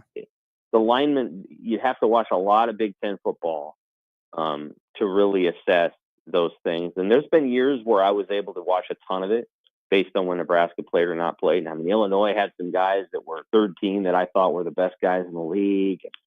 I don't know. Brett Bielema is probably the best overall coach of that. And so he does I know he's a defensive coach, but he understands line play really well. And so I watch Illinois and think, now there's probably about the best group of best coached group that I've seen. And they've had some all Big Ten running backs that were pretty good. So I tend to look at teams that I think know how to coach it. Illinois is one. Michigan, I think Sharon Moore is a great coach. Michigan's another. You look at the team. So we'll see what Nebraska is able to do this year with what I think is a seasoned and athletic line. We'll see what they're able to do. So let's keep on this running back discussion here, Sam. There are obviously, Matt Rhule knows every single recruit that is coming into his program, right? He has either offered them or watched the tape and had some sort of communication with every guy that's going to come into his program. But there are some that he has more of a connection with or more of an effort with getting into his team than others. From your knowledge, do you have an idea of, is there certain positions specifically that you've seen Matt Rhule have more of a hand in when it comes into recruiting? And where does running back kind of fall into that ranking of positions that Matt Rhule is helping out getting recruits in compared to other positions that you may or may not? Every coach, I think every head coach has at least some relationship with their quarterbacks. Mm-hmm. Like they know what their quarterbacks are about. Sorry, there's it's like an industrial, whatever you call it, snowplow out here. Okay.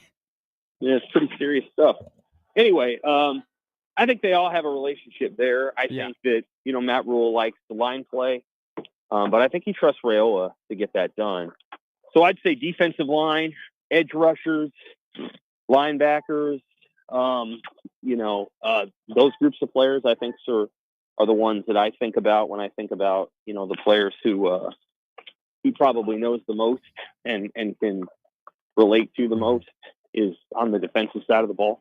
And so I'm guessing he had quite a bit of whatever you want to call it in, this is what we're going to do with Hassan McCullough, and this is what we're going to do with, Marquise Watson Trent, and this is how we're going to use player X. He's big into traits and sizes and things like that. And so they've had a unique way of getting quite a bit done in the front seven without necessarily a ton of size. Now, Ty Robinson and Nash Hutmaker were huge. Yeah. So now that they're gone, they don't really have that player unless it's Williams Nwaneri, and he's young and he needs to put on weight if he's going to be 305 pounds. So these are the things that I think, we'll watch over the course of the whatever, but Rhule likes, Keona Davis is a player that they've earmarked as, okay, this guy's special and could potentially be spectacular. And Jordan Ochoa was another one. And so they look at traits, they look at sizes, they want their defense to have great playing length.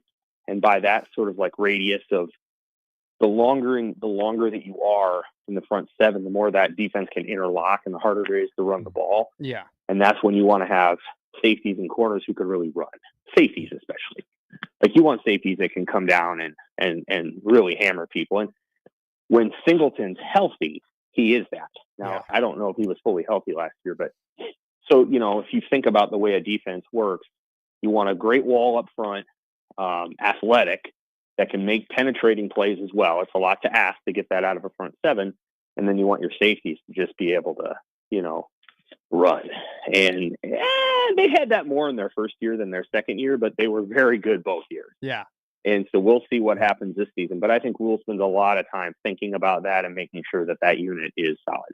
Hey, we're a day away in New Orleans from some altering stuff in the game of college football. There'll be a time and a place that we can all share our memories of the 12-team college football playoff. We could go to 14, we could go to 16, but it's the Big Ten and the SEC and their meetings. And tomorrow in New Orleans, they've already determined it's time for a change, but it could alter college football as we know it, from non-conference scheduling to conference championship games to just how two conferences could alienate themselves to 75% of the college football landscape. What's your thoughts on what's going on with the Big Ten and the SEC, and how much of this do you think is going to come to fruition? Well, I think it's going to come to fruition. Yeah. I don't think they'd be meeting.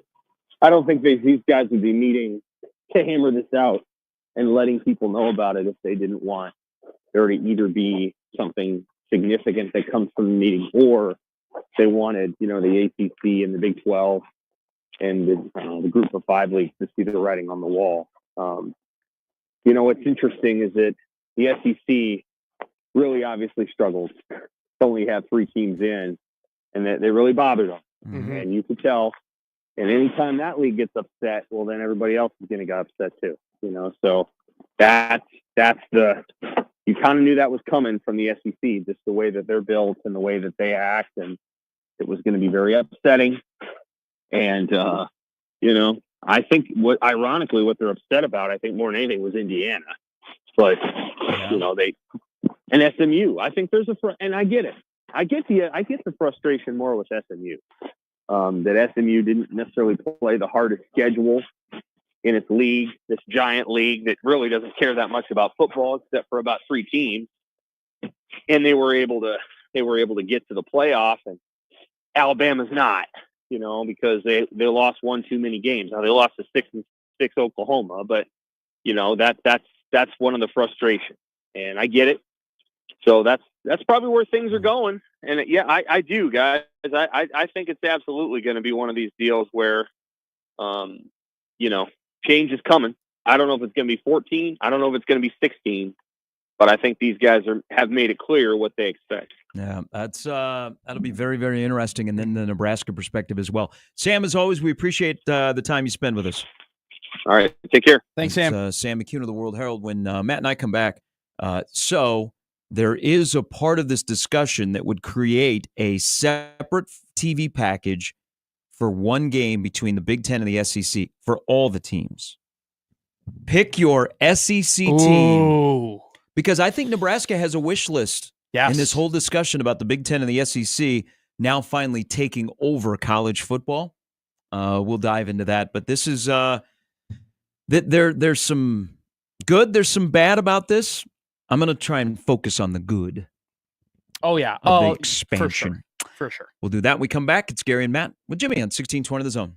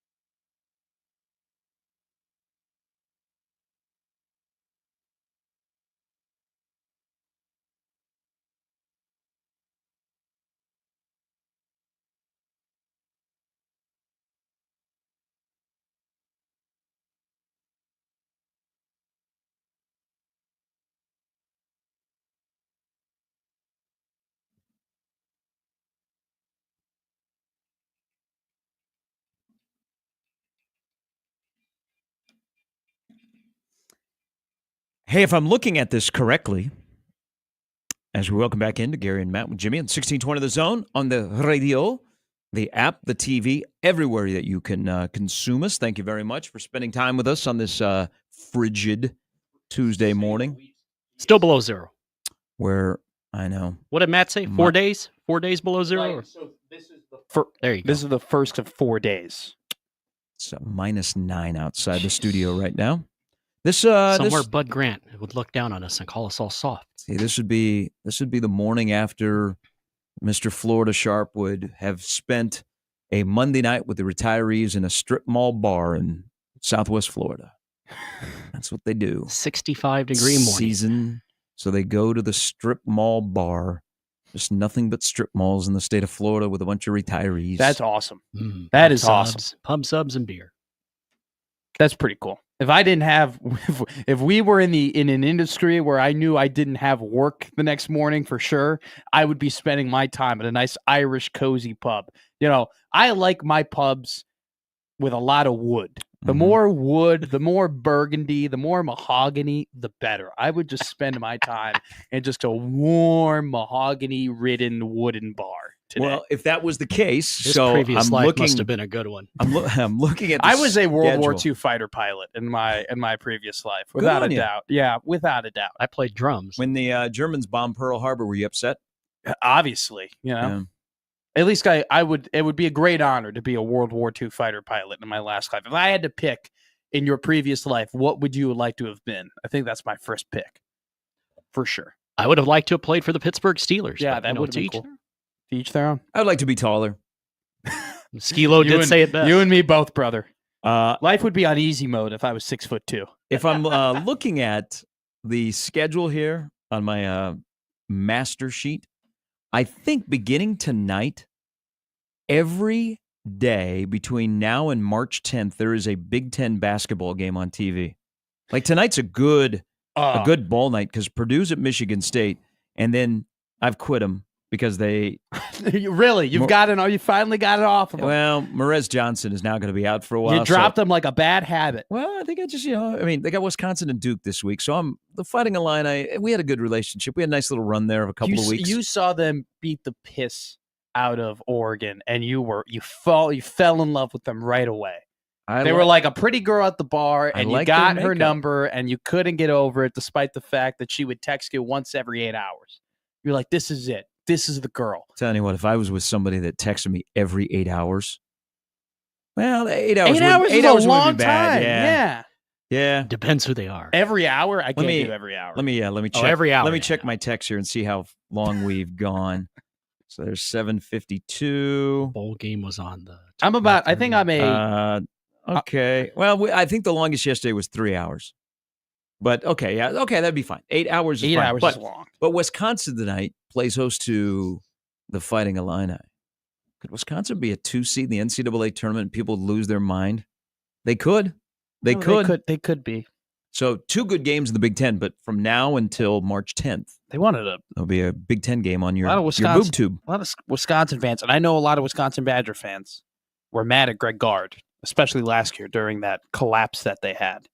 And that I don't think, they were just overall fans were very disappointed with the job that he had been doing up to that point, especially when they lost in the round of 32 in Milwaukee to Iowa State in a terrible basketball game. And now they are on the fringes of being a 2 seed. So plus, good for Greg. After Chucky Hepburn and AJ Storr leave. Yeah. And Connor Essegian. Yeah. Most notably, Connor Essegian out of those 3 guys. Biggest loss by far. So part of the discussion in New Orleans to change college football and go, we're not going to 14, by the way, brother. We're going immediately to 16. Oh, yeah. Okay, so it'll be 4 and 4. That gives you 8. And then the rest of y'all can divide up the 6. It will give us, and again, I think all 4 of the power conferences should play 9 conference games. The SEC may agree to go to 9. Remember, Saban has been like the guy that was like, we need to play 9. Everybody else is like, no, what are we going to do? We play Citadel every year. Man, they're going to be sad when we don't play Citadel in November. The Citadel football program is literally depending on That's true. us paying them $800,000 to come and play at our place and get their absolute heads beaten into the ground. We are keeping Citadel alive. We're keeping football alive because you know what? In the SEC, we're a charitable foundation, and it just means more. Hey, but little known thing, I I was the football radio analyst for Citadel football, but then I got a job. You've had 100 jobs. Yeah, way to bury the lead I never had the. So I left before the season started because I went and did hockey in Pittsburgh. Well, yeah, obvious. I was like 2.5 years, and I didn't know that. I was set to do Citadel. I was fired up because their first game that year was at Florida State. Sure. I was like, this is great. I was like learning all about Citadel, how it worked. I was living in Charleston. It was fantastic. I'm like, this is great. The guy that was the voice of Citadel, I think he's out of the business now. Robbie Hummel. No, I went to Virginia. But yeah, I was going to do Citadel football, so I don't know why I just picked them. Sure, go ahead. Part of the discussion is that the SEC and the Big Ten are going to have everybody will have a standalone game that'll be a separate TV package outside of their regular TV partners. Because, you got the Big Ten is Fox, the SEC is ESPN, but these are the two big boys that are swinging their, what around. Their cockles around. Not here today. I don't think you swing the cockles, man. I don't know about you. I don't know if you know about anatomy. But every school is going to get a crossover game. Now, I don't know. This is still in the infancy stage. I don't know if this will be permanent or it'll be like every year you'll have somebody different. But if they don't make it regional, because if they make it regional, I'm going to get my wish of Nebraska-Mizzou playing or Nebraska-Arkansas. Hey, I'd rather hang out with the Arkansas I have been fans. on this train for a while. People don't realize how close Fayetteville is to Omaha. Mm-hmm. I mean, Fayetteville's like 6 hours. A lot of Kansas City kids go to school down there, and they recruit them because of the short drive. That's one of those things, though. One of those things, though, where if you do want to create a rivalry with Arkansas, you would have to work years and years to do that. I'm not denying that. But I'm saying this is regional. Oh, regional. Yeah, okay, if they do it by regional. Sure. I was blown away. I mean, the people don't confuse me with Rand McNally. Is that over your head? No. Okay. You know who Rand McNally is? You know the maps? No, you don't. Yeah. Okay. He played for the Bucks in the 80s. Okay. Google and Apple. I didn't realize this until the last College World Series when there was like a 6:00 Arkansas game and there were a bunch of hogs here. Okay. The Omaha Hogs were here. Mm-hmm. And I had some guy tell me that, we're going to turn around and I'll be back at work tomorrow morning. I'm like, what? Why not stay the night? And he goes, yeah, it's only like 6 hours. That's not that bad. So, but Nebraska and Arkansas really don't play. No. Like Davis played periodically baseball, and Nebraska's gone down there. But Arkansas, like Creighton and Nebraska, should be playing Arkansas, like in Olympic sports. So that would be if those were the two. Like they're going to say, hey, we want to keep it regionalized. Sure. Might suck for USC, UCLA, Oregon, and Washington. It's a them problem. But those would be two things. Oh, but my God. Yeah. If Nebraska fans and Nebraska had their wish list of an SEC team to start a series with because of what's going to happen this week, who do you think would be the most popular? Can I give you what I think will be the most popular, or can I give you my three? I have three. You can teams. do both. You can do both. So I think obviously the most popular is going to be, what would you consider? Well, like Oklahoma. Like obviously Oklahoma now in the SEC. So like I think that's number one. Fans immediately, we want to play Oklahoma right away every single year. Yep. So number one. I think then most fans would want to get two of the three teams that I think you immediately associate with the SEC. Meaning Alabama, Georgia, or Auburn. Okay? Now, I'll get to the other team that people might think would fall in that three, which you can argue is the three, is one of my teams that I want. But I think your list, most people's list, would include Oklahoma, Alabama, Georgia, or Auburn. Okay? Here are my three that I would want to see Nebraska play every single year. Okay? Now, I think Oklahoma is not on this for me. Obviously, yes, I would love to see them play Oklahoma every year, reignite that rivalry. That would be great. That's kind of low-hanging fruit. So I don't want to do the low-hanging fruit. Can I chime in here on the Oklahoma? Yeah. I think we need to let Oklahoma, Nebraska just because it's not the same as it used to be. I agree. So let's just let it. from my standpoint. But so this leads into your list. But you're right. If like we're looking at regional Oklahoma, then would all of a sudden be back in play. I just think it's like very easy, and it's not a great discussion. Like obviously, there are obvious reasons as to why you would want to play Oklahoma if you're doing a Big Ten versus SEC. Yes. Okay, so I'm not really going to touch too much on that. So here are my three teams. Number one, obviously Missouri. I think that could be like a legitimate rivalry, like regionally. Like I think people would grow. Like how much you dislike them, Jimmy. Like I think I'd be GBR. I'd be dressed up in overalls. To dislike Missouri and like going there and playing in Columbia. And I'm sure that, Columbia people would come here to Lincoln and it would be like not such a great time. And like, I think I like rivalries. I think rivalries are great in college football. So like absolutely regionally and fan, wise, and like just two teams that like have a lot of S-talkers on both sides. Like, I think it would be really good for Nebraska to enter into a bit of a rivalry with Missouri. I think that would be easy. My second team is Kentucky. Here's why Kentucky. Okay. I think that Kentucky is a beatable team. I think that Nebraska pretty consistently can win against Kentucky. Nothing wrong with that. I think that Kentucky could also very easily beat Nebraska. I think those would be pretty competitive games. I also think that you have a little bit of history now between the whole DeKeel Shorts, Dane Key, Shiza Pete went to Kentucky. You got Vince Morrow over there. Like, there's a little bit of there's just some history, right? So I think Kentucky could be a game where it's like it's winnable for Nebraska. There's history there. And, it would be just an interesting, I like to see different matchups type deal. My third one and final one is just because I want to see Nebraska play at this venue. It would be LSU. Yes. That's on my list. I think LSU Nebraska would be awesome. I just think going to Death Valley, playing in that game, it would be especially if Nebraska's playing great football, that'd be a massive, massive marquee, nationally televised football game. You can sit down. It could be a program-defining win. It's two incredibly historic football programs going at it. So you can kind of see where my priorities are at. Number one, I want a rivalry. Number two, I want a winnable game. Number three, I want a national bucket list. Big matchup. And so my three, Missouri, Kentucky, LSU. I like that. Kellyanne and can hop in the RV with us. And hell yeah, down there. Absolutely. So LSU, I'm going to be the fan here. Okay, I've already been the fan. Like the season tickets. I've already let it be known that I think it's garbage that Nebraska is playing Houston Christian this year and that you got to pay full rate. I also think it's garbage that they're playing North Dakota in 2026. Even though I love him because he's a friend, he's the head coach, I think it's garbage that Nebraska's playing South Dakota State in 28 and 30 as a season ticket holder. I want those games off the schedule, okay?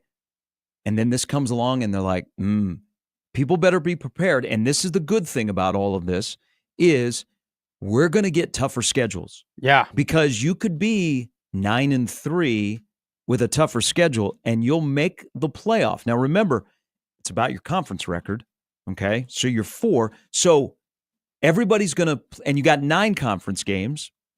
I think everybody will play tougher schedules from the beginning to the end. So we're going to lose those games. And I think I can't imagine I'm not alone. We don't want to pay for those games. No. We don't want to pay for those games. We'll pay for extra conference games. But I'm done paying for these directional schools that are FCS. Okay? I'm sorry. I know that some people are going to get mad at you saying that and say, "Oh my God, but that's college football. Like that's a part of the thing." That ain't college football. Not anymore. Houston Christian playing in Lincoln is not college football. Not anymore. I would rather see Nebraska play with Nebraska than watch them play Houston Christian. Okay? Yeah. Okay. So the fan part, LSU. I think we there's an incredible fan base here that loves tradition and history. I can't remember who it was, but after Sterling Sharp went into the Pro Football Hall of Fame, there was a thread on Twitter about Pro Football Hall of Fame inductees that Nebraska has played against. Mm-hmm. And you got to go all the way back because there was a time where Nebraska in the 80s, they were playing a lot of SEC schools. Sure. Like they were playing South Carolina, they were playing Auburn, but they were home and home. So it was a great opportunity for the fans here to go to a different venue and the fans in Columbia, the Southern USC, to come to Lincoln. That's why I'm so big on the Tennessee game.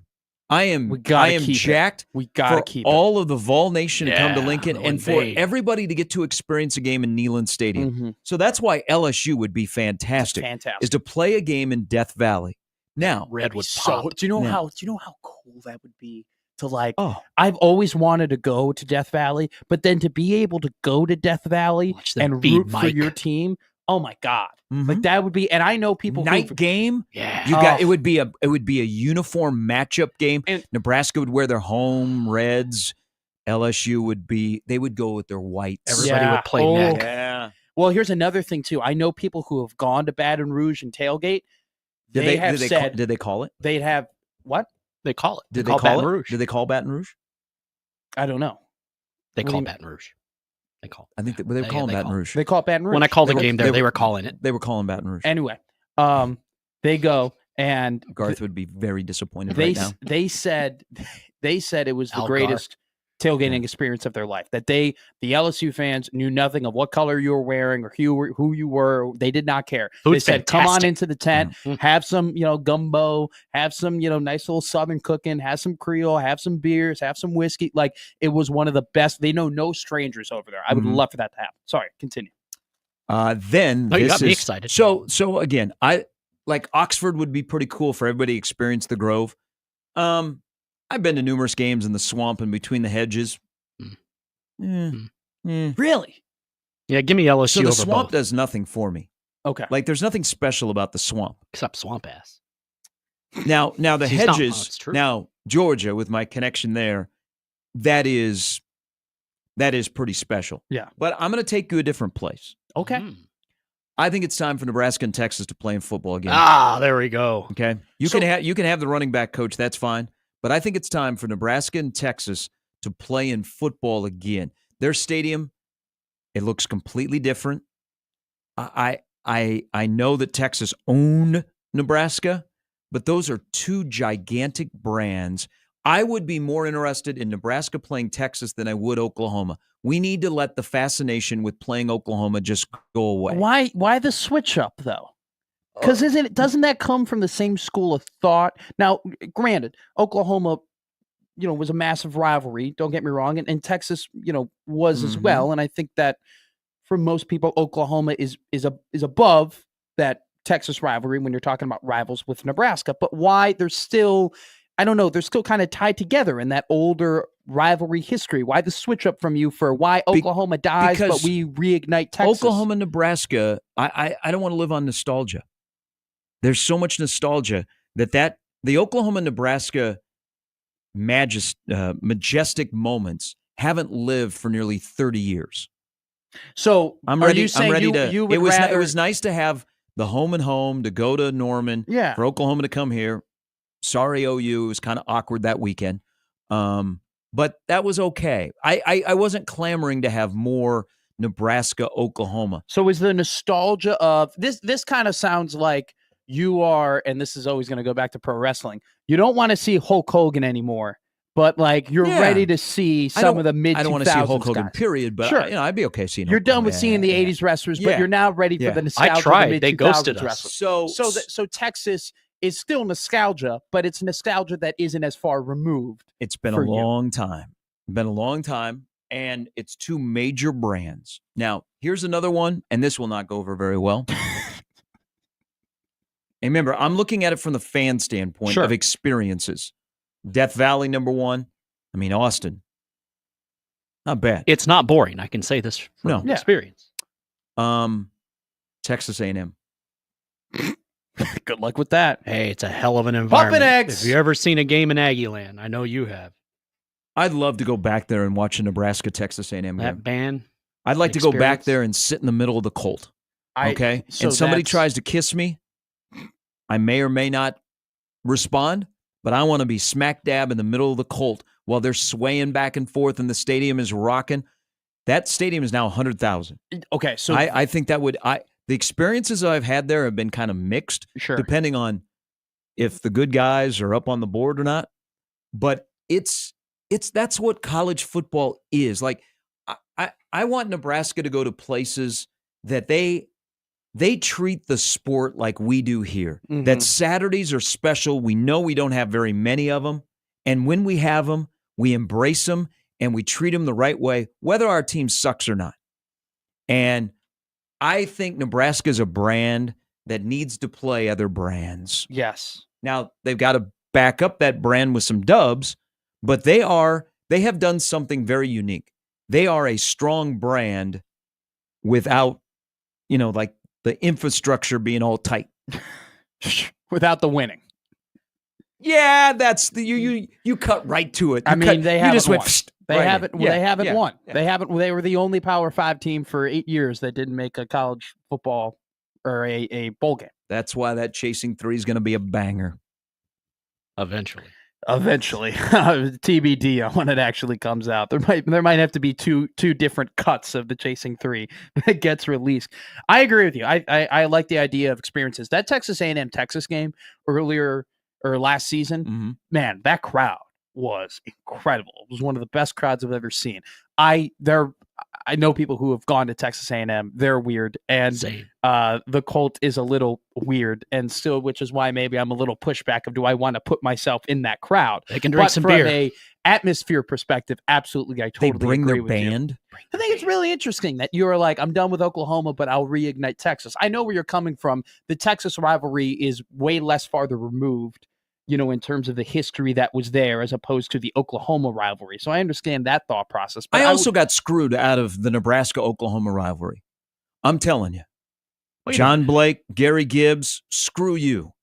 Because I didn't start following Nebraska football like I did or go to school there. When I showed up, Nebraska was hanging 73 on OU. Okay, and I'm like, everybody's like, this is like the coolest thing. I'm like, yeah, I was a kid in my house watching Keith Jackson, Lydell Carr, and they're like, you're not in Nebraska. I'm like, oh, but there was Broderick Thomas and there was Steve Taylor, and then there was Neil Harris, and they're like, okay, you're back in the circle. But you had 2000 and 2001. So I always look at Nebraska, Oklahoma for the perspective in person. I never got to feel that because when I started, you were never like nervous or like screw these guys or like gnawing at the bit for that game. Outside of 2001. Nobody was ever like at the 2000, 2001. Nobody was ever the same, so it didn't have the same impact to me. Even the Big 12 championship game, like the two Big 12 championship games in 2006 and then 2010. It still didn't have like. We didn't have those memories. So didn't have the chutzpah. That's probably why. That's the way I look at Nebraska, Oklahoma. So for kids my age, I'll just tell you this right now. Kids my age look at Texas as the rival of Nebraska, like the main rival, the main team that they hate. There are group chats that my friends are in that are the name disparages Texas, right? And like I have friends who Nebraska could be playing Maryland in a basketball game, and if that camera gets on them, what are they doing? Horns down, right? They are doing the horns down. So I think that there are people, more so. This is just interesting. You have more of a new age take on this that agree with you that they would rather play Texas and reignite that. Here's my thing about that, Gare. They would get their asses kicked. And so let's just pump the brakes. So that's why you snuck Kentucky in there. Yeah, I want to win. I want Nebraska to play. I'm surprised you're going to get to experience Nashville. You didn't say, "Hey, Vanderbilt." No, Northwestern gets Vanderbilt. That's already built on the cards. Everybody knows that. Let's check back after his trip. He might come back. Everyone and their mother knows who Vanderbilt is going to play. Okay, that's done and dusted. So yeah, I snuck Kentucky in there because you do have this really brief, kind of funny Kentucky-Nebraska competition that happened in the portal, this year. And on top of that, it's a winnable game. And it's a cool, jersey matchup, like blue versus red. I would like to see that. It's in Crips, yeah. It'd be a weird, it would be a weird place to see Nebraska football play in Lexington. In the Commonwealth? Yeah. But I think that would be a fun place. I think there would be people who would be like, oh, I haven't done this before. Let's go and check out Kentucky. Why not? When else would you ever go to a Kentucky football game? But the Kentucky was more in there. Can we include basketball too? Yeah. Oh, I would. Yeah, absolutely. You don't have to argue with me of whether or not we get basketball there. But this is the full takeover of college football by the SEC and the Big Ten. This is on the plate to be a standalone TV package game. And I don't know if that would mean that it's everybody for themselves and they negotiate, which that brands, the big boy brands would, Nebraska would be okay. Look at. We're opening with Ohio State and Texas this year. That's what they would be doing. Yeah, I mean, big boy brands. Oh, I got you. It's something we're not doing today because I just saw that. Dan says 1978. Tom finally broke through. Lincoln was bonkers. I never got to experience Nebraska, Oklahoma, so my viewpoint is 2000 and 2001, which were completely different. Right. OU wins the national title. Nebraska plays for it. You get one of the greatest, most iconic plays in the history of Nebraska football. Bishop split his but pants. I was more. They pushed Mickey into the sidelines, and and Nebraska goes down there and puts up an interstate on him. That's that. Good one. Yeah, that was. I like that. I like that phrase. Puts an interstate on them. I'm going to steal that. All right, Brian Christopherson and Andy Kennedy going to join us a little bit later on Gary and Matt with Jimmy on 1620 The Zone.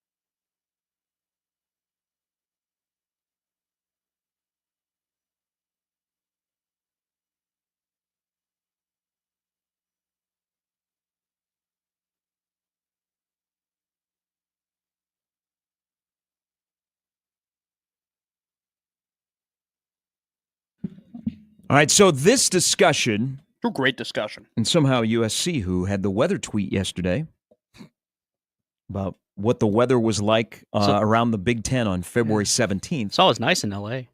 You know what? Why is the Pac-12 gone?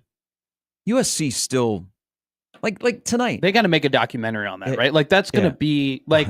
Well, they'll start with Larry Scott. What has happened over the last 7 years in college football and just college athletics in general, the summer 2010, warrants like 7 different documentaries. You could make so many documentaries about what has transpired. Hell, you could probably make like this last transfer portal cycle was probably about 30 minutes of a documentary that will be upcoming in about a decade. Like crazy. But yes, continued thought. But so they put out a tweet about the weather.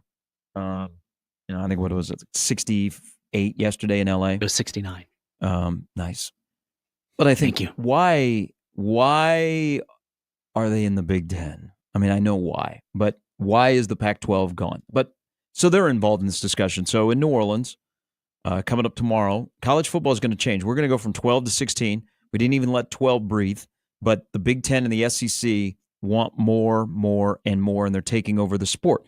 Now, just kiss your lucky stars that Nebraska is inside of the Big Ten. Yeah. But one of the things that is mentioned is the SEC will go to 9 conference games, and there will be a standalone, separate TV package game involving an SEC school and a Big Ten school. I don't know if you can do it on your own or the league is going to, showcase. They'll match it up by records. But if you can choose who you are, then there are options out there. So here are a plethora of emails and responses. Zach says, the only matchup that I would want annually, Nebraska-Oklahoma. Well, you know what? You're going to get that. 29-30, Oklahoma is on Nebraska's schedule. That's right. Tennessee is 26-27. Did they keep those games and still add another SEC team? I don't know if then they would. Well, so this wouldn't happen until 26. So, I mean, would the Tennessee home and home take the place? I wonder if Nebraska would argue that it would. I mean, like they would say that the Nebraska football department, athletic department would say, hey, we don't want to add another SEC team to the schedule. We're already playing one. So in 26, their 3 non-cons are Ohio, Tennessee, North Dakota, all at home. Like Nebraska the next couple of years is playing a lot of home Can you games. imagine having to remove like North Dakota or Ohio and replacing it with Alabama, Auburn, Georgia, LSU? Slight upgrade. Ask Oklahoma. Like they had to remove you're right. Like Donkey U to get Colin says playing a game at Ole Miss would be incredible. The tailgating atmosphere sounds like it's off the chart. Hotty toddy. Yes. Instead of us doing bye week for Nebraska, let's go on a college football trip. Let's take the show on the road and go to these sites. That's what college football is. I agree. Zach says Missouri, Illinois makes more sense than Missouri, Nebraska. Again, chimes in that Oklahoma should be the team. John says, F those toothless, mouth-breathing, cousin-marrying beings from Missouri. Indeed. I refuse to even call them people because they aren't. Jeez. All right. The thing about that rivalry is really starting to get nasty at the end of the Big 12 because you had Pinkel against Pelini, and they hated each other. Yeah. Roy Halou just scored again. Oh, that's still to this day in Columbia. That Thursday night in the rain when Sue wrecked Mizzou, those people are still ticked off about that game. So the Mizzou-Nebraska rivalry is starting to reignite at the tail end. I think it'd be great. And I would hope I've heard nothing but terrible things about the Missouri fan base. Everyone that I've ever talked to about the Mizzou fan base has told me that they can't stand them. And I want to be a part of the conglomerate of people who hate them. So if we could get that going, that'd be great. Because for me, when it comes to sports, I'm always looking for more teams to hate. There is no limits. There are no bounds. Houston Christian will be here on the 13th of September. I don't have like a marker of like, oh no, I'm hating too many teams. I dislike too many. No. Bring them all. Bring them all. I want to hate everybody. Chris, who is from Baton Rouge, says, I am literally here for that game. LOL. Nebraska would get smoked. Oh, well, yeah, but that's not the point. It'd be a noble effort. Have they not seen the USA Today projection of Nebraska's record this upcoming year? 9-3. But Husker fans would get to see what real tailgating looks like. That's great. Okay, you don't have to be, an ass about it. We don't have good tailgating here. No, I'm not we saying tailgate in the bars. I'm not saying that we do. Shout I'm out just saying Boiler you don't Brewing. have to be rude about it. You Rob, can be more friendly. Rob says, which Death Valley? Clemson is an awesome environment. It's far away though. Well, I want to go to Baton Rouge. Well, it's not like LSU is across the parking lot. I mean, that's still a bit of a hike. Yeah. You know what? I've been to the Greenville airport. Yeah. Nah. LSU better. I've been to the Savannah airport. Not great. Yeah. Go to the original Canes. Mm-hmm. Oh. Yeah. That'd be fun. It's just like the one down here. It's chicken strips. Telling you. Our friends from LSU will be up here in 15 weekends. Mm-hmm. Their staff look good this weekend. Okay, so Zach has gone a step further here about Zach always goes a step further, trying to put together, because hey, Nebraska has a wish list. We'll get into this with BC. No, Troy Dannon has to have a wish list for this relationship between without a the doubt. Big Ten and the SEC. And the fair question is, what would be on that list? It'd be malpractice not to have a wish list. But what would be on that list? Think about that. Well, we'll get back to that. Sure. Zach, who is just firing off email after email, what the TV networks would be best off would be some of the matchups headlined by Nebraska, Oklahoma. They're going to be. You're in the minority here. Texas, I'm going to tell you right now. There's going to be. I know. Most people are going to say this is easy, slam dunk. I don't know if Oklahoma. you know this or not, but a lot of times I am the minority. Texas, Ohio State. We already get that this year. I mean, that game to open up the college football season in Columbus. Bonkers. Michigan, Alabama. But Michigan, Alabama played a little bit more of late. They've been playing the bowl games. They played the national semifinal. Yeah, they've been, and also too, they've played a lot of teams that they've beaten or lost to. Like they've had adjacent opponents as well. Like they've always been in the same combos. It's a good call. Penn State, Georgia. See, that'd be cool. I mess with that. Sugar Bowl rematch. I mess with that. Now I've told this story on the air before. So when Sean Eichhorst was the AD here, the Georgia athletic director got together with Mark Richt, and he said, we've got to upgrade our non-con, and I want to do it for our fans. I want to take our fans to some of the cathedrals of college football. And Mark Richt, who was born here in Omaha, said, what about Nebraska? And so the AD, then at the time at Georgia, reached out to Sean Eichhorst, and he said, hey, do you have an interest in doing a home and home, not a neutral, but a true home and home between Georgia and Nebraska? Eichhorst actually did, but the dates that Georgia had open did not match up with Nebraska, and it was not, Nebraska couldn't move the chairs. So that was one of the first calls that Georgia made. Their next call was to Notre Dame, and they were able to match up. And if you saw the home and home, what is this, probably 5, 6, 7 years ago, that Georgia and Notre Dame had, there was so much red in South Bend, and then there was a ton of Notre Dame fans that were in Athens. So, I mean, there's athletic directors out there that kind of think like fans are like, man, that'd be kind of cool. Bucket list trip. But Penn State, Georgia that'd be a great uniform game. Oh, it'd be a great uniform game. And also it would be like you always pair Georgia with Ohio State. You always pair Alabama with Michigan. Like you pair the top one or two teams together, right? Well, Penn State solidly has been the third team in the Big Ten, and I think it would be cool.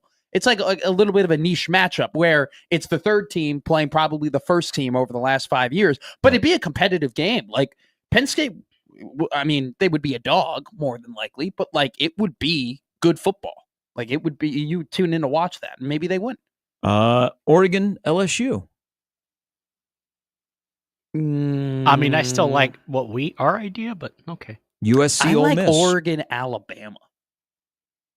Ooh, that's what I like because of Dan Lanning. Because of the history of Lanning getting the call, him having to release a video that plus, I'm not effing leaving. DeBoer and Lanning got into it in the Pac-12. They have a lot of history there. Literally, we've had high-level college football national reporters say that Oregon is the new Alabama, or they think they'll be the new Alabama. I think that'd be an interesting matchup. Also, USC, Ole Miss. That's weird, but I like it. There's a Lane Kiffin connection. Yeah, I like it. The border war, Illinois, Missouri. They played in the bragging rights. Play in the Dome. Yeah. I don't know. They play that periodically. I like Nebraska versus Missouri more than I like Illinois versus Missouri. And then Iowa, Kentucky. They barely even go to the. That sounds like a Music City Bowl. You know, Nebraska has been. Nebraska played at Illinois a couple of years ago, and I had friends who went to Illinois, and I was like, "Hey, this would be a good time for me to visit and go and whatever." And they were like, "Oh, well, we don't really go to the games." What? And I'm like, you don't what? He's like, no, we kind of just go with our fraternity and we go to a bar and we watch a football game from there. I go, you don't go to the football games? They're like, no. And I'm like, okay, well then I'm not going to go and visit you then. Because there's no. You want to go to the game? I'm going to the game, but there's nothing there. So I would like Nebraska versus Missouri way more than that. Let's say if they were just matching up for records, so Texas and Ohio State would play. Yeah. And they would leave a spot open, and then you would know after the season who your opponent is going to be matched up on records. Arkansas or Vanderbilt would be very similar to Nebraska if we were doing this in 2025. How pissed would people be if Nebraska ended up playing Vanderbilt? Probably not as pissed if the game was at Vandy compared to here. I think people would find it as an insult. They would take it as an insult that they're playing Vandy. Be better than 7-6. I totally agree. But some people would find it as an insult. So we go Arkansas. Yeah, I think some people would. Fayetteville's fun time. Way like that more playing Arkansas than playing Vanderbilt. People used to have a pet pig, but eventually you're going to get that stadium done in Nashville. Sure, it looks nice. They're always working on it. Oh, I like this. I mean, that's what Nebraska Stadium's going to look like. By the way, if you've watched Vanderbilt, and they've had like the end zone, and they have like the scoreboard hanging from a crane, like that's what. But it seems like Vanderbilt is always working on that stadium so that visiting fans can come in there and take over. That's what Northwestern's doing the same thing, same exact thing. So hey, bring your money, Michigan, bring your money, Ohio State, bring your money, Penn State. Give us some money here at this beautiful new Welsh Ryan soccer football complex. You know this, and Nebraska fans know this. Look at the difference in ticket prices when you go on the road compared to. Let's just say Purdue, Indiana, Illinois, and then Nebraska comes in, and look at the difference in ticket prices because those people are smart. They can make money off Nebraska fans. Hell yeah. I mean, look at what Cincinnati did with Arrowhead. I mean, they did the same exact thing. They cha-chinged. They cashed in. Adam texts in, it's only a matter of time before the SEC and the Big Ten have that scheduling alliance. 9 conference games, 1 crossover game, and 2 non-conference games, which I hope are against Power 4. It'll be a hard schedule, but fun for the fans. But again, I think Sam brought this up.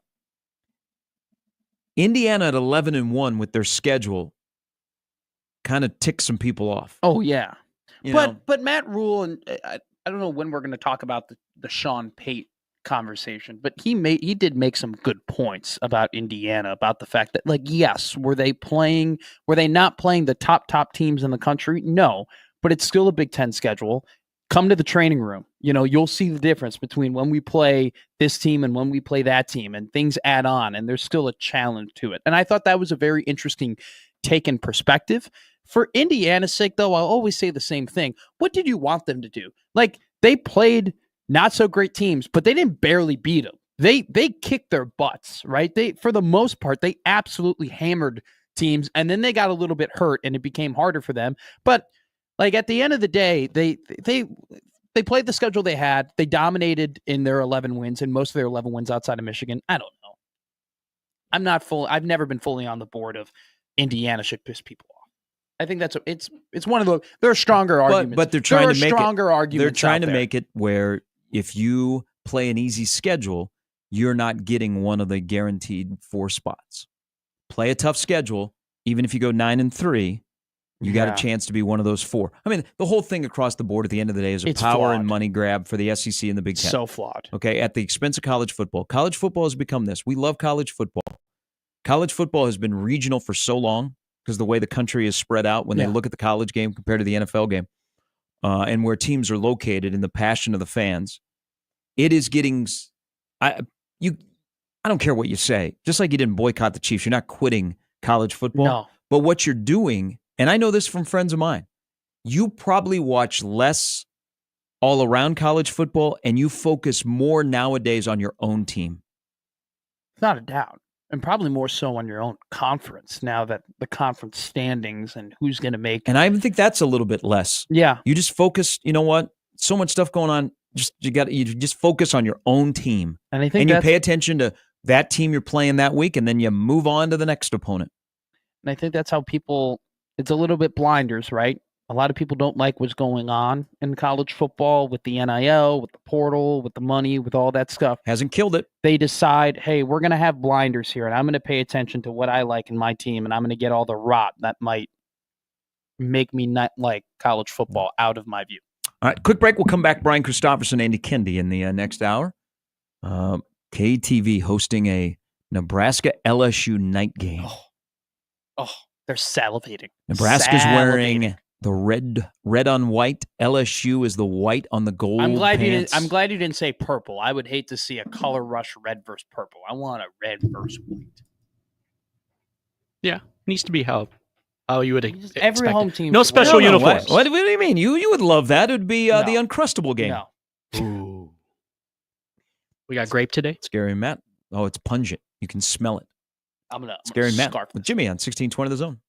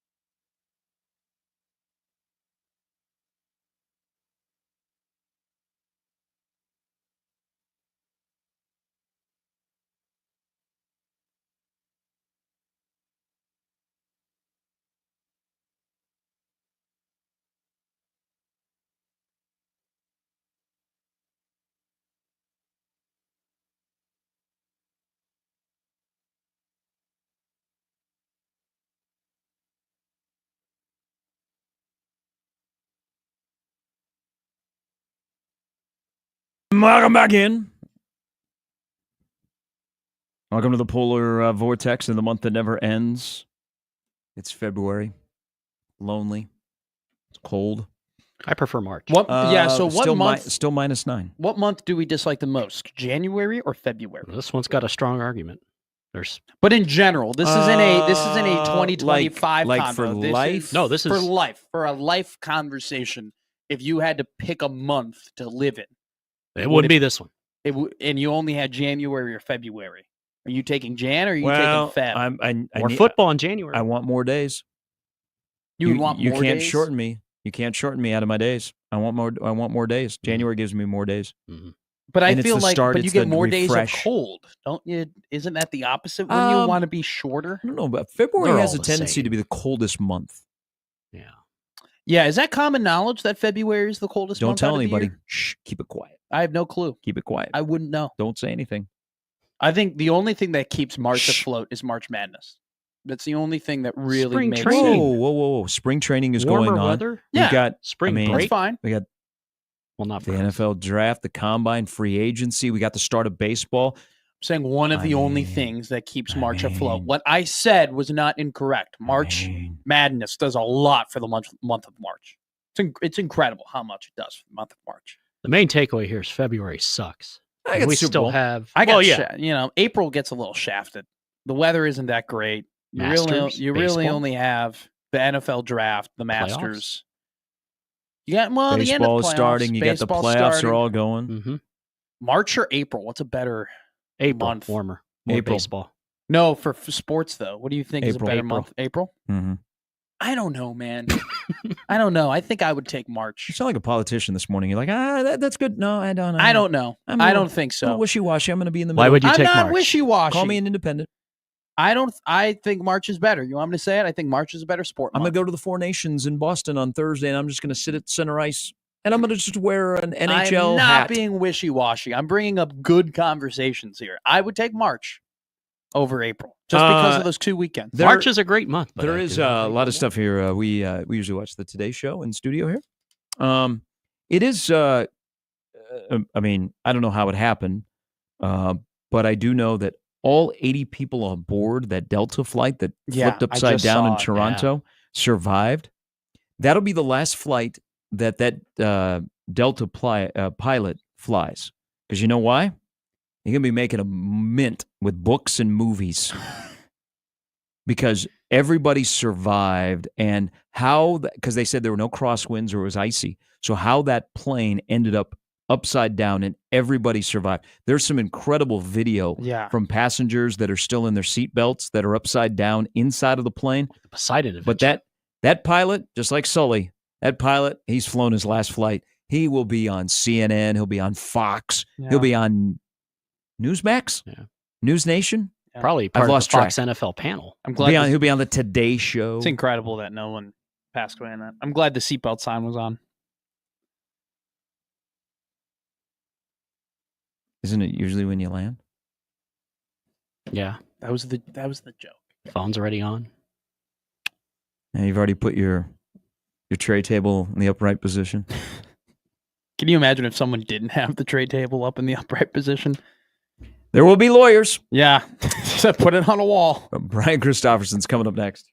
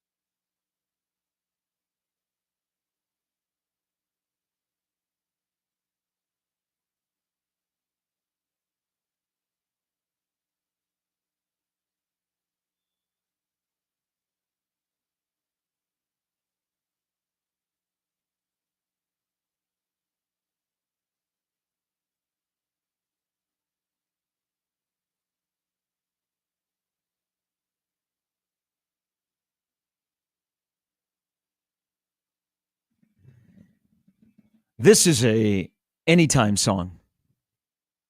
You could play this and you're in a good mood. BC needs warm thoughts today. It's -9 outside. Let's see how warm BC is. Brian Christopherson from Husker 24/7 joins us. Good morning. Good morning, guys. I'm a little under the weather, so I don't know if I can go 39 minutes like Bryce Williams today. And if you have to cut it off like a Tyson Spinks fight, go ahead. Yeah. I mean, that might be just a walk-off. Why don't you just end with that? That's pretty good. Good night, everybody. Yes. No, we'll put you on the Braxton Mia plan. We're gonna play you for 8 minutes here, and if you're terrible, we're taking you out of the game, Brian. All right, that sounds fair. Actually, if you're good, we'll play you a little bit more. All right. All right, cool. I can go with that. Let's see how it goes. Let's start with some football because the Big 12, the Big 10, and the SEC, the Big 12 would love to be involved. The Big 10 and the SEC are getting together in the South for the next 2 days, and the landscape of college football is going to change.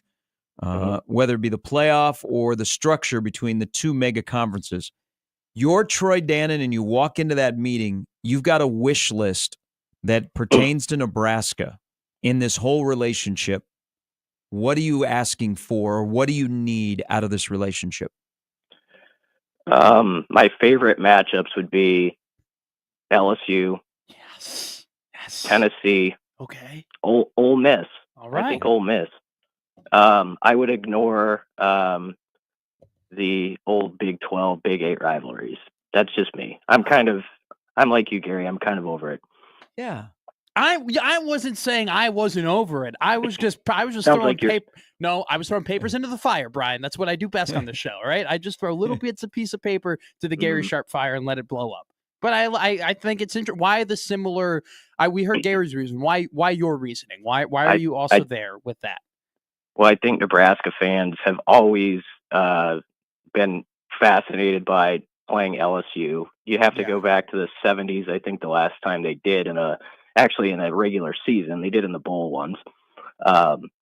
Going to Baton Rouge, I think, is a bucket list item for a game for a lot of people. And so I think Tennessee would be also. And so those are why I say that. And Ole Miss has just always struck me as like SEC flavor to the 100th degree. You know, it just kind of feels that way to me. Now, I think Troy Dannen might have different ideas, and they might want to pick matchups that are appealing, and also if you go by history, might be more winnable. And Arkansas, for instance, is a game you would think of, I think, in that line, and that would be interesting too. But I don't know. You guys know I'm very nostalgic about Husker football. I'm just sort of past needing Nebraska, Oklahoma in my life anymore. So this relationship and what it's doing to the sport, and we're all involved with a team that is on the good side of this. Is this good or bad, you think, for where we're going with college football? Revenue sharing is about to pop up. Is this good or bad for this alliance that is getting stronger? I would say it's good, because it's the inevitable. So you might as well go down this path and give everybody the most attractive matchups along the way. So college football has changed dramatically in the last few years. It's going to change even more. We obviously know who the two big dogs are as far as conferences go. And so I know there's going to be some complaining about this, but to me, you flex your muscle here if you're the Big Ten and the SEC, and you take advantage of the fact that you do have the hammer, and you don't really worry about what everybody else has to say about it. And it also, if I may add, goes back to, it was a big deal when Nebraska was able to switch leagues a decade plus ago. And I know there's people, and again, I'm a nostalgic guy, but who sometimes crave the old Big 8, Big 12 stuff. Right now, you'd much rather be sitting at this table with these conferences and have this opportunity. So I think it'd be awesome if they played 9 conference games and then there was one Big Ten SEC matchup, and then you have sort of like 2 preseason type games, I guess, leading into that. And I think that's what we're getting closer to. Now, people have to also be able to take seasons and evaluate them more like the NFL. Like they have to understand like 8-4, 9-3 is good. Yep. And that I think that's something people are still adjusting to. So with this kind of, it's not going to be one super conference. There's going to be the Big Ten. There's going to be the SEC. But, with this kind of position they're taking where they get to control everything about the college football playoff, it's essentially a little bit the AFC, NFC, like you were kind of alluding to.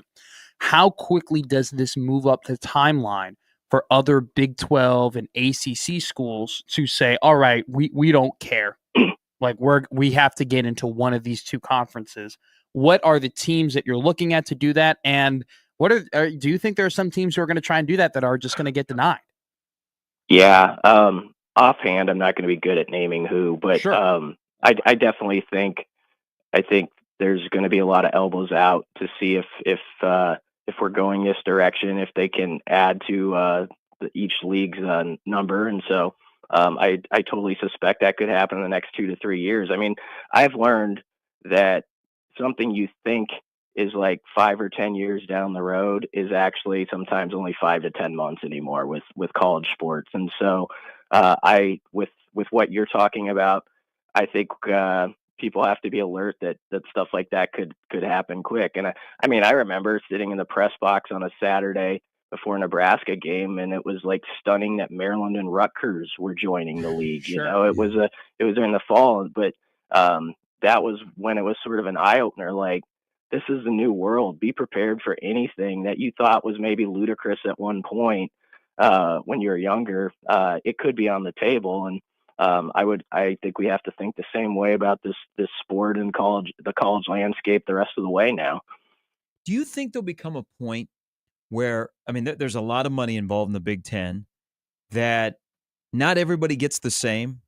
Like, should Rutgers get the same as Ohio State or Maryland get the same as Ohio State?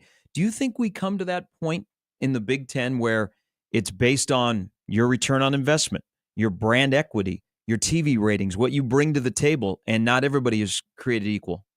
Yeah, I think some of the power schools will definitely fight for what you're talking about at some point, to say, you're kind of holding the coattails here of a few schools. So, I mean, those are all part of the discussions that I think are going to be with what we're talking about for the next few years. So all that stuff's going to be really interesting. The Big Ten, I think, has always tried to kind of pride itself as, on the surface being a very equal league. And yet I've always sensed, even when I went to my first Big Ten media days, that there was Michigan and Ohio State and then sort of everybody else. I always kind of got that feeling at those the media day settings. And I don't know that that's really changed in some ways. So what you're talking about is completely within play too, given that I think there's always been a little bit of that beneath the surface. No, so to add on to that, because I think Gary kind of gets this ball rolling here with my next question is, do you think there's a possibility where the Big Ten says, you know what, if we don't think you're to standard, if we don't think you're investing enough, if we don't think you're putting enough resources into football, then you're gone? Do you think there's a world where they start kicking teams out to make more room for other teams that will give the resources needed? I don't know, but I've always said, if you're a program like Nebraska, you can't. I don't expect that to happen, but I treat every day like that could happen. You know what I mean? Like you think of the worst case scenario, and you say we have to build up our sports where we're a top draw in football, where obviously volleyball's kicking tail, but basketball has it rolling at a good level, where you're so attractive that if what you're talking about ever enters the conversation, they're not even looking your direction. Yeah. And I don't say that to act like that's around the corner for Nebraska or anything, but I think it's good to treat things like that. Like worst case scenario, all right, let's use that as motivation to make sure we're one of the top dogs, so we're never in that conversation. And also so we have a big say when it does come to negotiating and things like that, when it does come to picking which SEC school you're going to play. So I think all that stuff matters a ton. And winning on the football field, there's no capital like it. There's nothing like it as far as what it gives to your university and your athletic department and how you can negotiate if you're doing that. We'll get chatted on this because I want you to save your voice. Your colleague, Josh Pate at 24/7 sat down with Matt Rhule, and it was an hour-long interview. And if people listened to it, which I know you did, it went by really quickly. And Josh is a really good interviewer. Mm-hmm. And in settings that we've had where you've gotten more interaction with Coach Rhule, if you're a good interviewer, he's a great subject. And, the way that he looks at things, and he talks big picture and then he talks Nebraska, and they both come together. What were some of your thoughts on, and anything new that you gleaned from Matt Rhule's conversation with Josh Pate? I think Matt Rhule is one of the best voices in college football, and that's why it would be awesome if Nebraska really kicked this up one more notch, because if you get him talking on any big picture subject, he's candid and he says things that some other coaches wouldn't, and people find it refreshing. I was looking at the comments below that video, and there's people who aren't Nebraska fans, and they're like, man, I like this guy. He just kind of tells it like it is, and there's no question that he really tries to dodge. So I think first off, I really respect that. And then I think the biggest thing is, I've said this before with you guys, but he's been really willing to adapt and say, this isn't the same as it was when I was at Baylor or Temple, and the whole thing is shifting under our feet. But I'm not going to be that guy who's stuck in 5 years ago that I can't adjust to what's going on. And so, you heard him talking about, looking at his roster, and when they were in the transfer portal process, they were looking for guys who were grateful. I remember his press conference on February 1st. He talked about Marquise Watson Trent and Jalen George, and how those guys are I get 21 meals a week. You're kidding me. Those type of guys, I think through the portal process, Rhule is able to maybe do a deeper dive and understand these are the type of guys who are going to be really appreciative of what they have, and then they're going to give their all for you once they're here, just because they haven't always had it like this. And so we'll see how they did as far as evaluating the personalities and talents of these portal guys. But I thought when he was talking about that aspect and adapting, it was one of the more interesting parts. Yeah, I agree. BC, get well. We appreciate the time here.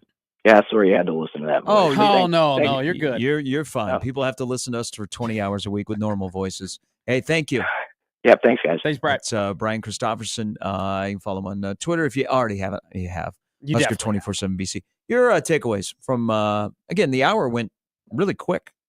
The discussion they had the other day. I liked what Brian said. I completely agree with the fact that he was candid, and I think that Matt Rhule is never afraid to say what is on his mind and to say what he thinks. No, he's not. To say what he thinks college football is and what college football should be. It's my thing is, what it boils down to is he made a lot of really, he made some great insights about how he's adapted as a coach and what he's seen from the transfer portal, and how that, I think, let me grab this quote here. At one point, he said that a lot of people were leaving, right?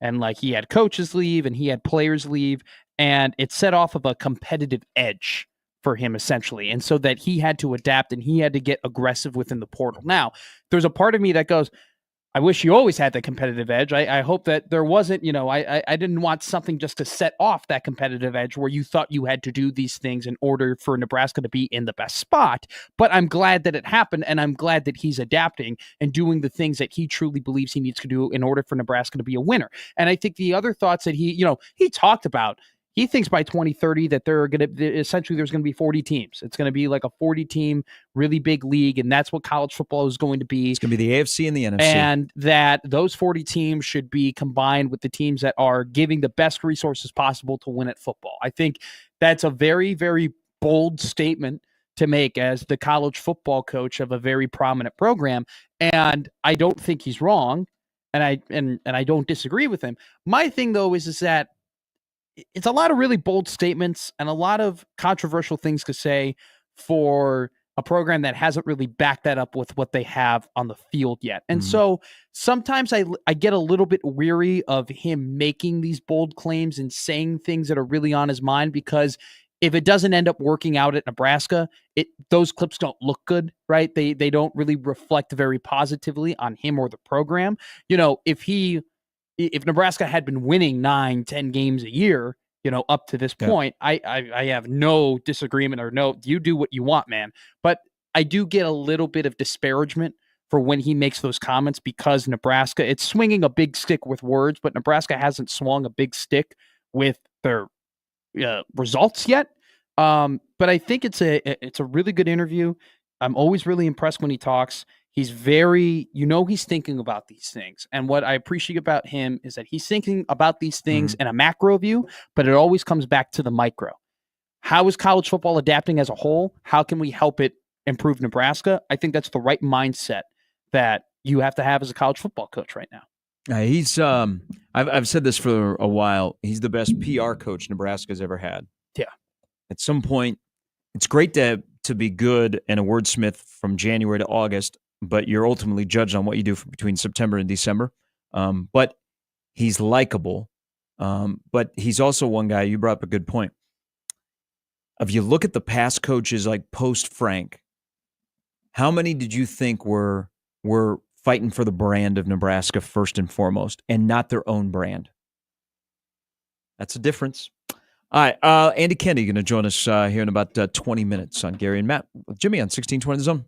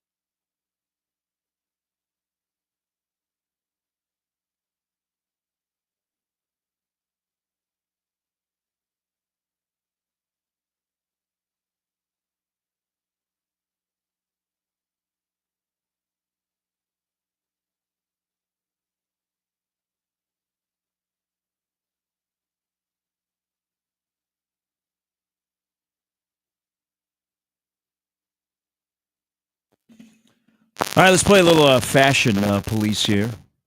Oh, sorry. Matt's hat's a banger. Yeah, Still, don't do it with me. Love the hat. Hey, I just saw a Nebraska. So I had the dream about Nebraska men's basketball about the Penn State game. I still think that's so funny. I have dreams about home. Well, I get it. I worry about that game. I'm just telling you that Penn State basketball is lifeless. Yep. They've lost 7 in a row. Early But game. then I remember that they beat Purdue in December. BYE. I'm like, Yeah. okay. You Okay. have to. But I woke up and I was like, Nebraska's going to beat Penn State, right? I was like talking to myself as I was going to the bathroom this morning. I was like, yeah, they're gonna beat them, right? It's just don't lose to Minnesota. We got Penn State, and I'm like, no. I'm going to say this. After that first half of the Northwestern game, Yeah. nothing is off the table for this team. This team, that's been a problem for them. It's not necessarily the other team beating them. It's them playing themselves out of games. They nearly did that, but thank God that Northwestern is Northwestern and that they just found a way to blow that game. Let's play Guess the Age real quick here. So this is what I was leading to about Nebraska basketball. They wish Juwan Gary happy birthday.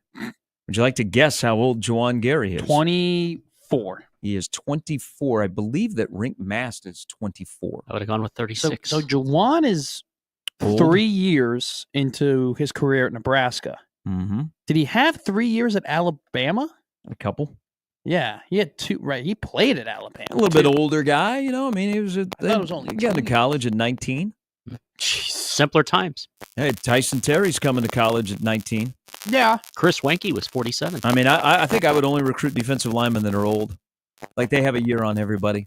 That's why, hey, I'm not kidding you. There are stories in Florida of parents that redshirt their kids to hold them back so they're a little bit older as they go against competition. yeah. Now, there are state laws about, you can't be 21 with a family and playing your senior year of high school basketball. They do have some limits, but I think there it's are parents. 20. I think it's 20 years old. Is at least in Illinois. Well, and like if you're in Immokalee, which is a Haitian community in Southwest Florida, if your kicker on your state championship team is 27, but he looks like he's 16, which actually would happen. Yeah. But there are stories of parents that will hold their kids back so they're a little bit older in their competition as they move their way. But Juwan is 24. I think Rink Mast is either 24 or he's going to be 24. But back to the fashion police. So Nebraska baseball yesterday, not a good day at the plate. No. They go 2-2 down in Arizona. So I think we have to have a discussion a year into Troy Dannon's tenure. Bring back the skinny end on the hat. I remember. Okay, get the skinny end. Take away the big block Trevin. Yeah. Let's do away with that. Donate that to kids in a third world country. Jeez. Like All right, Missouri. build the brand in Ethiopia. But we need to bring back the skinny end on the baseball cap. But the grays yesterday, when I first saw they were released, I was like, eh. But then I saw like dudes wearing them and They playing grow them, on you. and I was like, okay, I could, Yeah. I could. You can mess with it. They're not bad. You can mess with it. I hate the block end. On just apparel in general. Old school. Like Yeah. the block end, don't get me wrong. That's Nebraska. That's the brand that's been created. Don't make no any hay about it. I love my school, right? I love our brand. But I've just never been a fan of it. It's too fat for me. It's not even a block. It's just a fat end. It's an obese end. It's just too big of an end. Like it's like just, and I'm not saying now I'm not on the whole I only buy skinny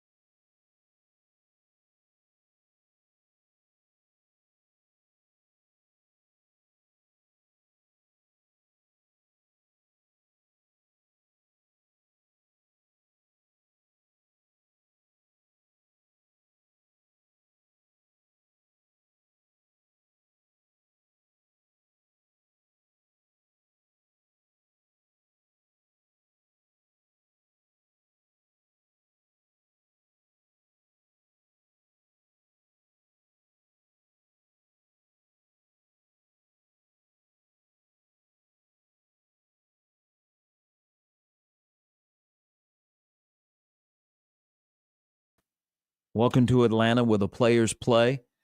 And on the video, the old man gets off the bus after taking a tour around Atlanta. He goes, "This was crunk."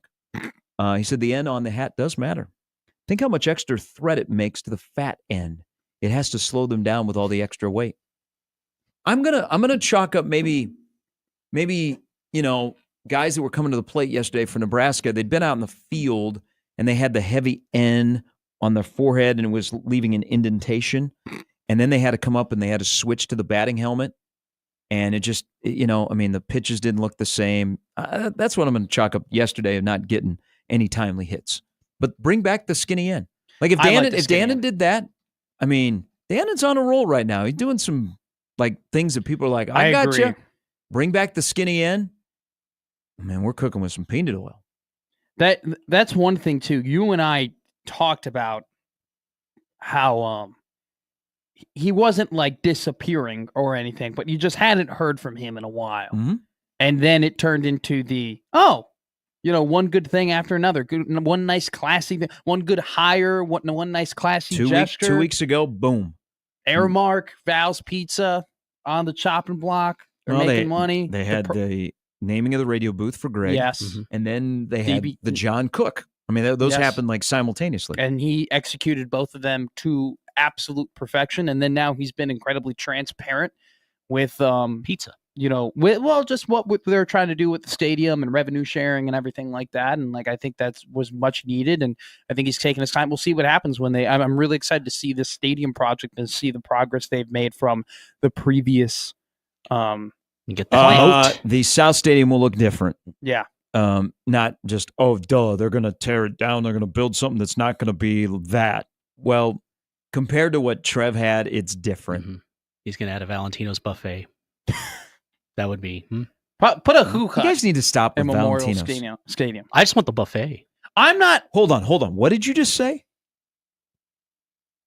What did you just say? Was it the F word? No. What did you just say? Repeat what you just said. I think it might be worse than the F word. I said they should put a hookah hut in Memorial Stadium. And increase the bathrooms? Yeah. Now they're going to be doing more in the troughs.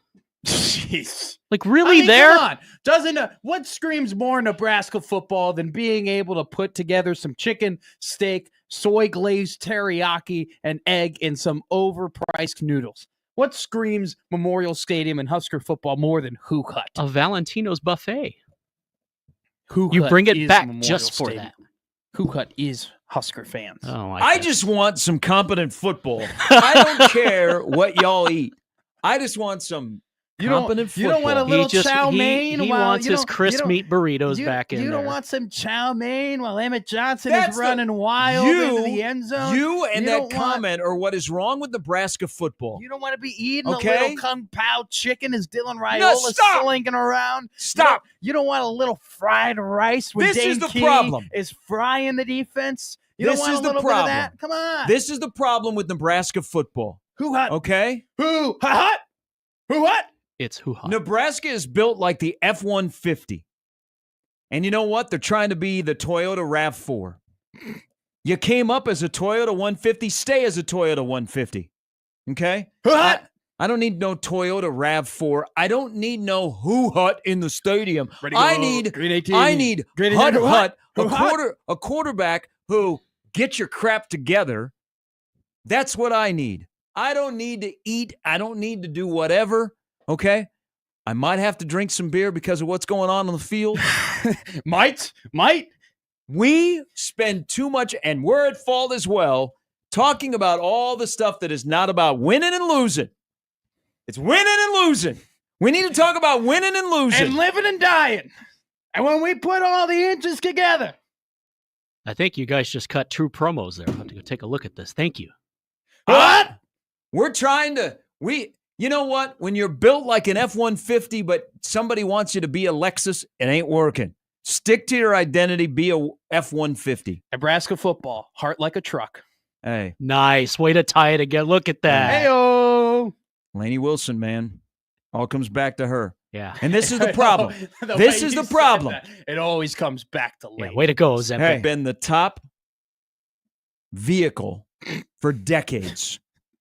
Okay? I'm a Silverado guy. I think we should be Maybe a Denali. You're not a Silverado guy. You're a bougie guy, so don't try and get away from that. I want a G-Wagon. Once you get away from your identity, you're screwed. I want to be a G-Wagon. You with your truck. I want to be a G-Wagon. The gas mileage is terrible. I want to have some rims on that thing. I want to have some nice skill. I want to score 40 points a game. I want to be a little pizzazz, a little this, a little that, and then hammer you in the A gap. Hit you hard. Get out of here. Give me a Cybertruck. I want to be a Cybertruck. I want to be on the cutting edge. I want to be on the cutting floor. Hey, get out of here. That's what Matt Rule is. Old Soul wants a Cybertruck? Matt Rule's trying to make Nebraska football a Cybertruck, trying to get ahead of the trends. You know what? And that's why Nebraska's going to lose. Trends. That's why Nebraska's going to lose. You know what? Because you're an F-150, and you know what? That's a great vehicle. And that is built to last. And you need to be an F-150, Talk about pampering to your audience. No. Wait. Hey, Ford's not a sponsor. You know what? Oh, we got to cut back. We got to save some money because we got revenue sharing coming up. And you know what? Men's basketball gets no NIL, so we're going to be Tesla. Okay? Over the last 8 years, Teslas are expensive. Did you know that? I was looking. When you get the package. I had a conversation with the Tesla owner the other day because I was like, God, you got to sit in your car while you charge it outside of the Hy-Vee gas station. I go, what the? And he's like, yeah, but I love it. And I'm like, no. I go, what did that cost you? And he told me, and I was like, I thought those were like. Did you throw up in your mouth a little bit? Not in front of him, but maybe afterwards. But no, we're F-150. Do not try and be something you're not. You're a very bougie person. You drive. Making jokes. You drive a nice car. SUV. Drive a nice he car. Parks wherever he wants. You valet it. I don't valet it. I do not valet. I'm taking the whole parking lot. Over the last 8 years, what car has Nebraska football been most closely related to? A used car that you got from Weird Wally's in Lincoln. They've been like that car and the other guys. 94 Geo Metro. That the car and the other guys where they find out something disgusting happened in that car. I think it was a Camry. You know what they've been? I did think of a Camry. You know what they've been? They've been Harry's dog van. An 84 sheepdog? You know what? They've been the mystery machine. you just don't know what's going to happen. Maybe we'll get an endorsement out of this for F-150. Yeah, you were really pushing that there. Shout out Ford. Hey, what if we get a sponsorship from Who Hut? I'll go eat with you there. I always liked it. Place is always busy. Yeah. I had an art form of how to make the bowl so that you got more meat in there. I got to remember that. It's been a long time. Gets it in your belly.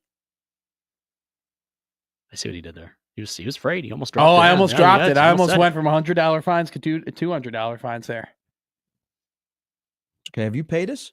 I have a lot of things I owe. $100. I owe more Keurig cups. I owe a table. I owe a lunch cups. Kellyanne brought us some. I own us a lunch at the Drover. I owe a lot. I'm in debt. I'm floundering. DC says not about what we just discussed. Actually, I do have to read this. I will not mention his name. Jack had a great car, by the way. And his car would be a '94 Impala. It's a good year. It was. You know what? Maybe Nebraska's a Honda Accord that's got 300,000 miles on it, but it's not real flashy. It's just kind of durable. It's going to be a good 7 and 5 car. Memorial Stadium's 100-plus-year-old plumbing system couldn't handle the introduction of Who Hut. That would really accentuate the Memorial Stadium project. That would really get them going and motivated to fix up that 100-year-old stadium. Hey, why'd you have to cut out the South Stadium so quickly? Man, you should see the pipes. All these were badasses. Backed up after Who Hut came into Memorial. Good Lord. Just wanted a slice of pizza and 2 crisp burritos. I think we're less than 200 days away from Cincinnati. Thank God. SEC Big Ten. This is from DC. Best for the leagues would be last place team plays the first place team the next year, and so on and so forth. Wouldn't be great for the fans, though. Yes, Northwestern Georgia. Let's go, baby. We're going to Athens. All right. Andy Candy from KTV will join us next on 1620 The Zone.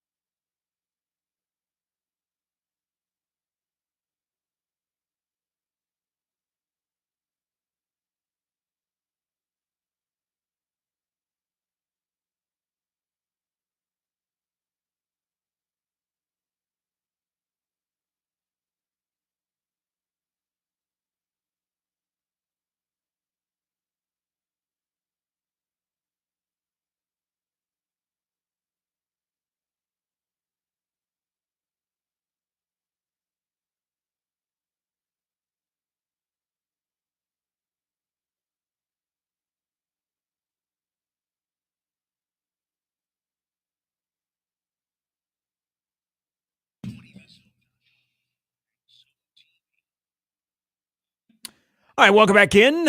And we welcome back our bye guest, Andy Kenney from KETV. Good morning. Good morning. Thanks for the cars. Let's go, baby. Let's go. That time of year. It is. You, Matt, and Lauren are going to be really, really busy. We got state championships to begin the run from the mats to the pool to the arenas over the next few weeks. We are getting towards March Madness. But as the state wrestling begins downtown, not very far from your fine TV station, 5-day run, you get girls wrestling and boys wrestling. And we always look towards Saturday, but don't overlook the Friday night semis. If you had to rank, because I'm sure we'll have live shots from you at the Chai, we'll get you at PBA. Where does state wrestling rank in your ranking of the best state championships in this state for high school to cover? Oh, boy. Well, it's kind of like day one is kind of like drinking out of a fire hose. You don't have a plan, you're toast, right? So wrestling is one of the, I think, more underrated ones just because the people who know and the people who don't. And if you've never been down to state wrestling, it is a spectacle. There's nothing else to say about it. And you can be a wrestling person and you cannot be a wrestling person. I get it. But if you're a sports fan, it just once, go down and check it out because it is one of a kind. I think it's one of the best championships Nebraska holds, to be honest with you. It's going to be interesting this year because they split the girls and boys for the first time up. And I'll be interested to see what the atmosphere will be like for the girls championships, which are tomorrow and run the same day as the semis. And so, you know what you're going to get with the boys, and it will be interesting because it's always sold out. It's always juiced up, and it's just a crazy atmosphere. Not just Saturday, but the Friday you mentioned it. The semis are so emotional because you win and you get in on the big stage. It's such a heartbreak round. It's like it's what everybody trains for, and so I would think ranked wrestling is probably top 3. I would think. I mean, the hoops is my favorite, but I think you can make a good case for wrestling to be number 1 if you're a wrestling person. Do you say that Saturday night when you're walking out of PBA and back-to-back Saturday nights? I don't. I mean, when I say on back-to-back Saturday nights, it's like, get me to my car. Man, that was cold. That's what I say. Yeah. That's what I say. And I've said, I'm not speaking the rest of the ride home. That's what I say. Andy, I love talking just pure broadcasting with you. And I know, and with my similar experiences, not nearly to your level, but I know, the day before you're making sure the batteries are charged, you're making sure the SD cards are all cleared, you're making sure that the cameras are ready to go, the tripods aren't broken, you're all prepared, right? You got a plan. You know who you want to talk to, you know what matches you want to shoot, you know what B-roll, when you have to get it, you have an idea of what you're going to make in your head that goes on to KETV. Was there a moment in your career during any of these high school tournaments where it just went sideways, where the card wasn't clear, or you forgot your backup, or man, we forgot to plug the batteries in? Is there any story that comes to mind where S hit the fan, and what did you have to do to go and put on a good show for the station? I got you right away. Okay. I told this story to Matt Patilli last night. I said my first year here in Nebraska was 2010 to 2011. So it's the 2011 wrestling meet. It's the big show. And for whatever reason, Steve Henneberry, who was our weekend guy at the time, he was off that day, first day. And I'm like, I can handle state wrestling. I've done this before. I've done it in Wisconsin. I know what I'm doing. And I misread the schedule, whatever. I had no idea that they split up classes A and D and B and C. So I was like, you know what? I'll get there at like 3, whatever. And they're in between A and D and B and C. So I missed the entire first day of the first session of it. And I was, it's one of those things where, and anybody who's ever been in broadcasting at any level, actually any job, where you just have panic dreams of your job, and they still happen, and they still happen to this day. And you wake up and you're like, oh my God, thank God that's real. Well, on that day it was real. And I'm like, holy cow. I didn't say cow, but like, what do I do? Like, what am I going to do? I've got to go live in a couple hours, and I got nothing from the morning. And there were some big wrestlers at the time and the whole bit.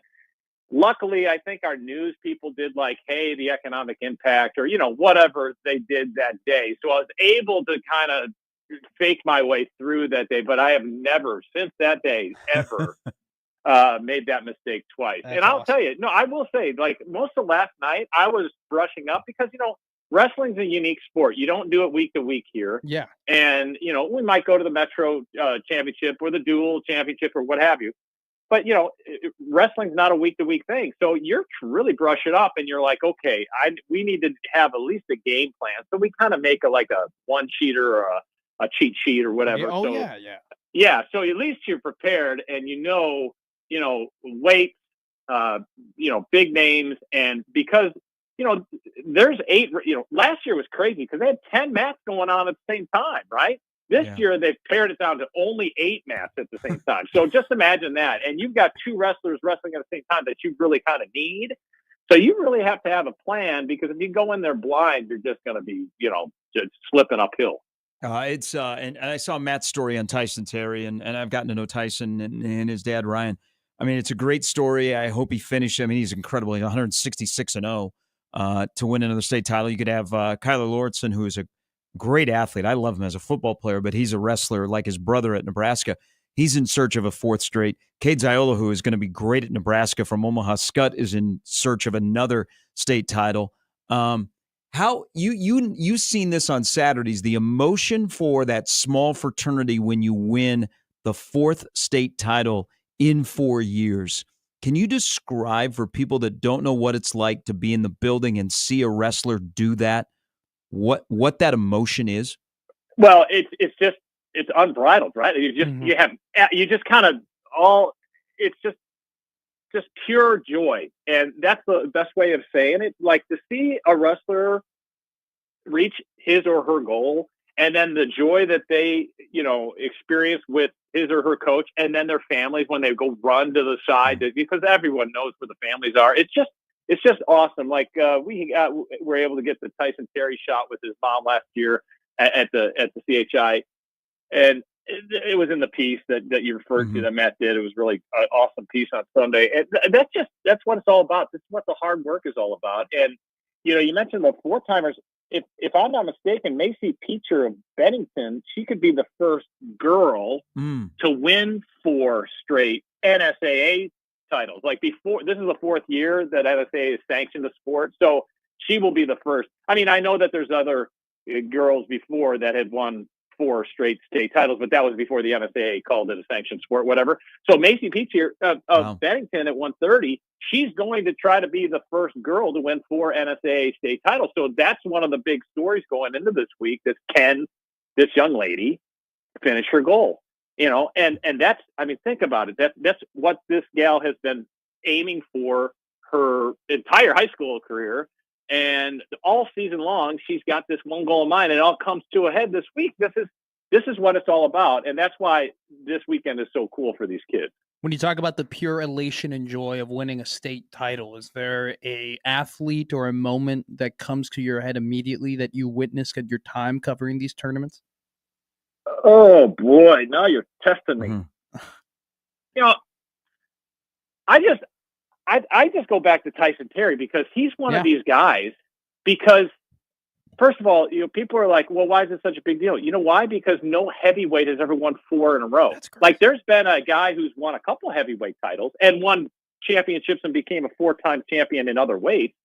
But to win a heavyweight crown as a freshman against grown men that are seniors, that is something else. And for Tyson Terry to do it and be unbeaten along the way, I think that is one of the huge storylines this week. And can he finish it? Now, the other kind of subplot to all this, how they kind of switch up the starting points in terms of the weight classes. So they end with some kind of spectacle at the last match of the day on Saturday. So, that's the thing. You got 2 guys going for 4 in a row. So do you start it with Tyson being the last guy, or do you start it, with Lauritsen trying to get to be the last guy? That'll be an interesting dilemma that good old Ron Higdon has to figure out before Saturday.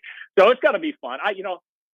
Again, if you've never been down it, just try it. You won't be sorry. It is just a cool thing. And just to watch wrestling's such a different sport because it draws people from all corners of the state, and they're all wearing their leather jackets and the whole bit. It's just a cool deal. Well, good chatting on some basketball. Creighton or Nebraska, who right now in their current run they're on has a smaller margin for error? Oof. Great question. Well, that's a great question. I would probably still think it's Nebraska. Just given what we've seen, like if they don't bring the defense, it's funny because if you said this like 5 years ago, you'd laugh. If Fred Hoiberg's team doesn't bring the defensive intensity, they're not going to win. You know what I mean? Yeah. Like if they don't come out with a defensive chip on their shoulder, they're not going to win. If they don't keep winning, they're not going to be in the tournament. They have it's a fine line, and I know right now you're sitting pretty at a 10 seed or what have you, but they still got work to do. And, Creighton does too, but I think Nebraska still has more work to be done. And everybody looks at Wednesday's matchup at Penn State and thinking, oh, you chalk that up to a dub. There's no easy games, even at Penn State, a state college. Anybody who's ever made that trip knows you are out in the middle of, the east hinterlands right there. And they can come out and get you. And so if they don't bring it tomorrow night, I think they can stub their toe or maybe cut their hand, so to speak. And, it's one of those deals. If they don't bring it, they've got Michigan, Minnesota, at Ohio State, and Iowa. Yeah. I still think you need probably 3 in that 5, maybe 2 of those 5, and do some damage in the tournament to get in. So I think Nebraska right now. Yeah, well, that's why I woke up this morning and I was like, oh, can Nebraska really lose at Penn State? In cold sweats. Yeah. I mean, they lost 7 in a row. They got no life. Yeah. It's that time of the year where anything can happen. It can derail you. But it's also the great time of the year because now we're 26 days away from all of us making plans to go cover a team on the road. And one more thing, guys. How many times I've never done this with a team in my head where I'm like, they're done. They're done. Their season's over with. How many times have you said that in the last month or so with these guys? And yet they're still there. Yeah, that is true. Hey, get some rest. We look forward to seeing you and the whole great KTV sports crew out and about. There's a lot of stuff to cover this week. Should be a fun month. Thanks, boys. Hey, thank you. Andy. That's Andy Kennedy from KTV State Wrestling with the girls. They get the showcase today and tomorrow. I was a little suspect on girls wrestling, and then Rob Zadiska said, whose daughter is fantastic, said, just go once. And I went, and I was like, yeah, this is exciting. I also wouldn't disagree with Rob. I'd be like, hell yes, I'll be there. That's true. He's like, do not leave. Stay here the entire time. I'm just going to move here. All right, that'll do it for the show. Crossover's coming up next. It'll be a ball day tomorrow with, of course, Nebraska playing at Penn State. Omaha is at Kansas City. Come on down to KC, just off the plaza, if you'd like to see the Roos and the Mavs tomorrow night. Have some Q39 with Gary Sharp. Yeah. That's a good meal. That's a good meal. We'll talk to you tomorrow at 6 with more of Gary and Matt with Jimmy at 1620 The Zone.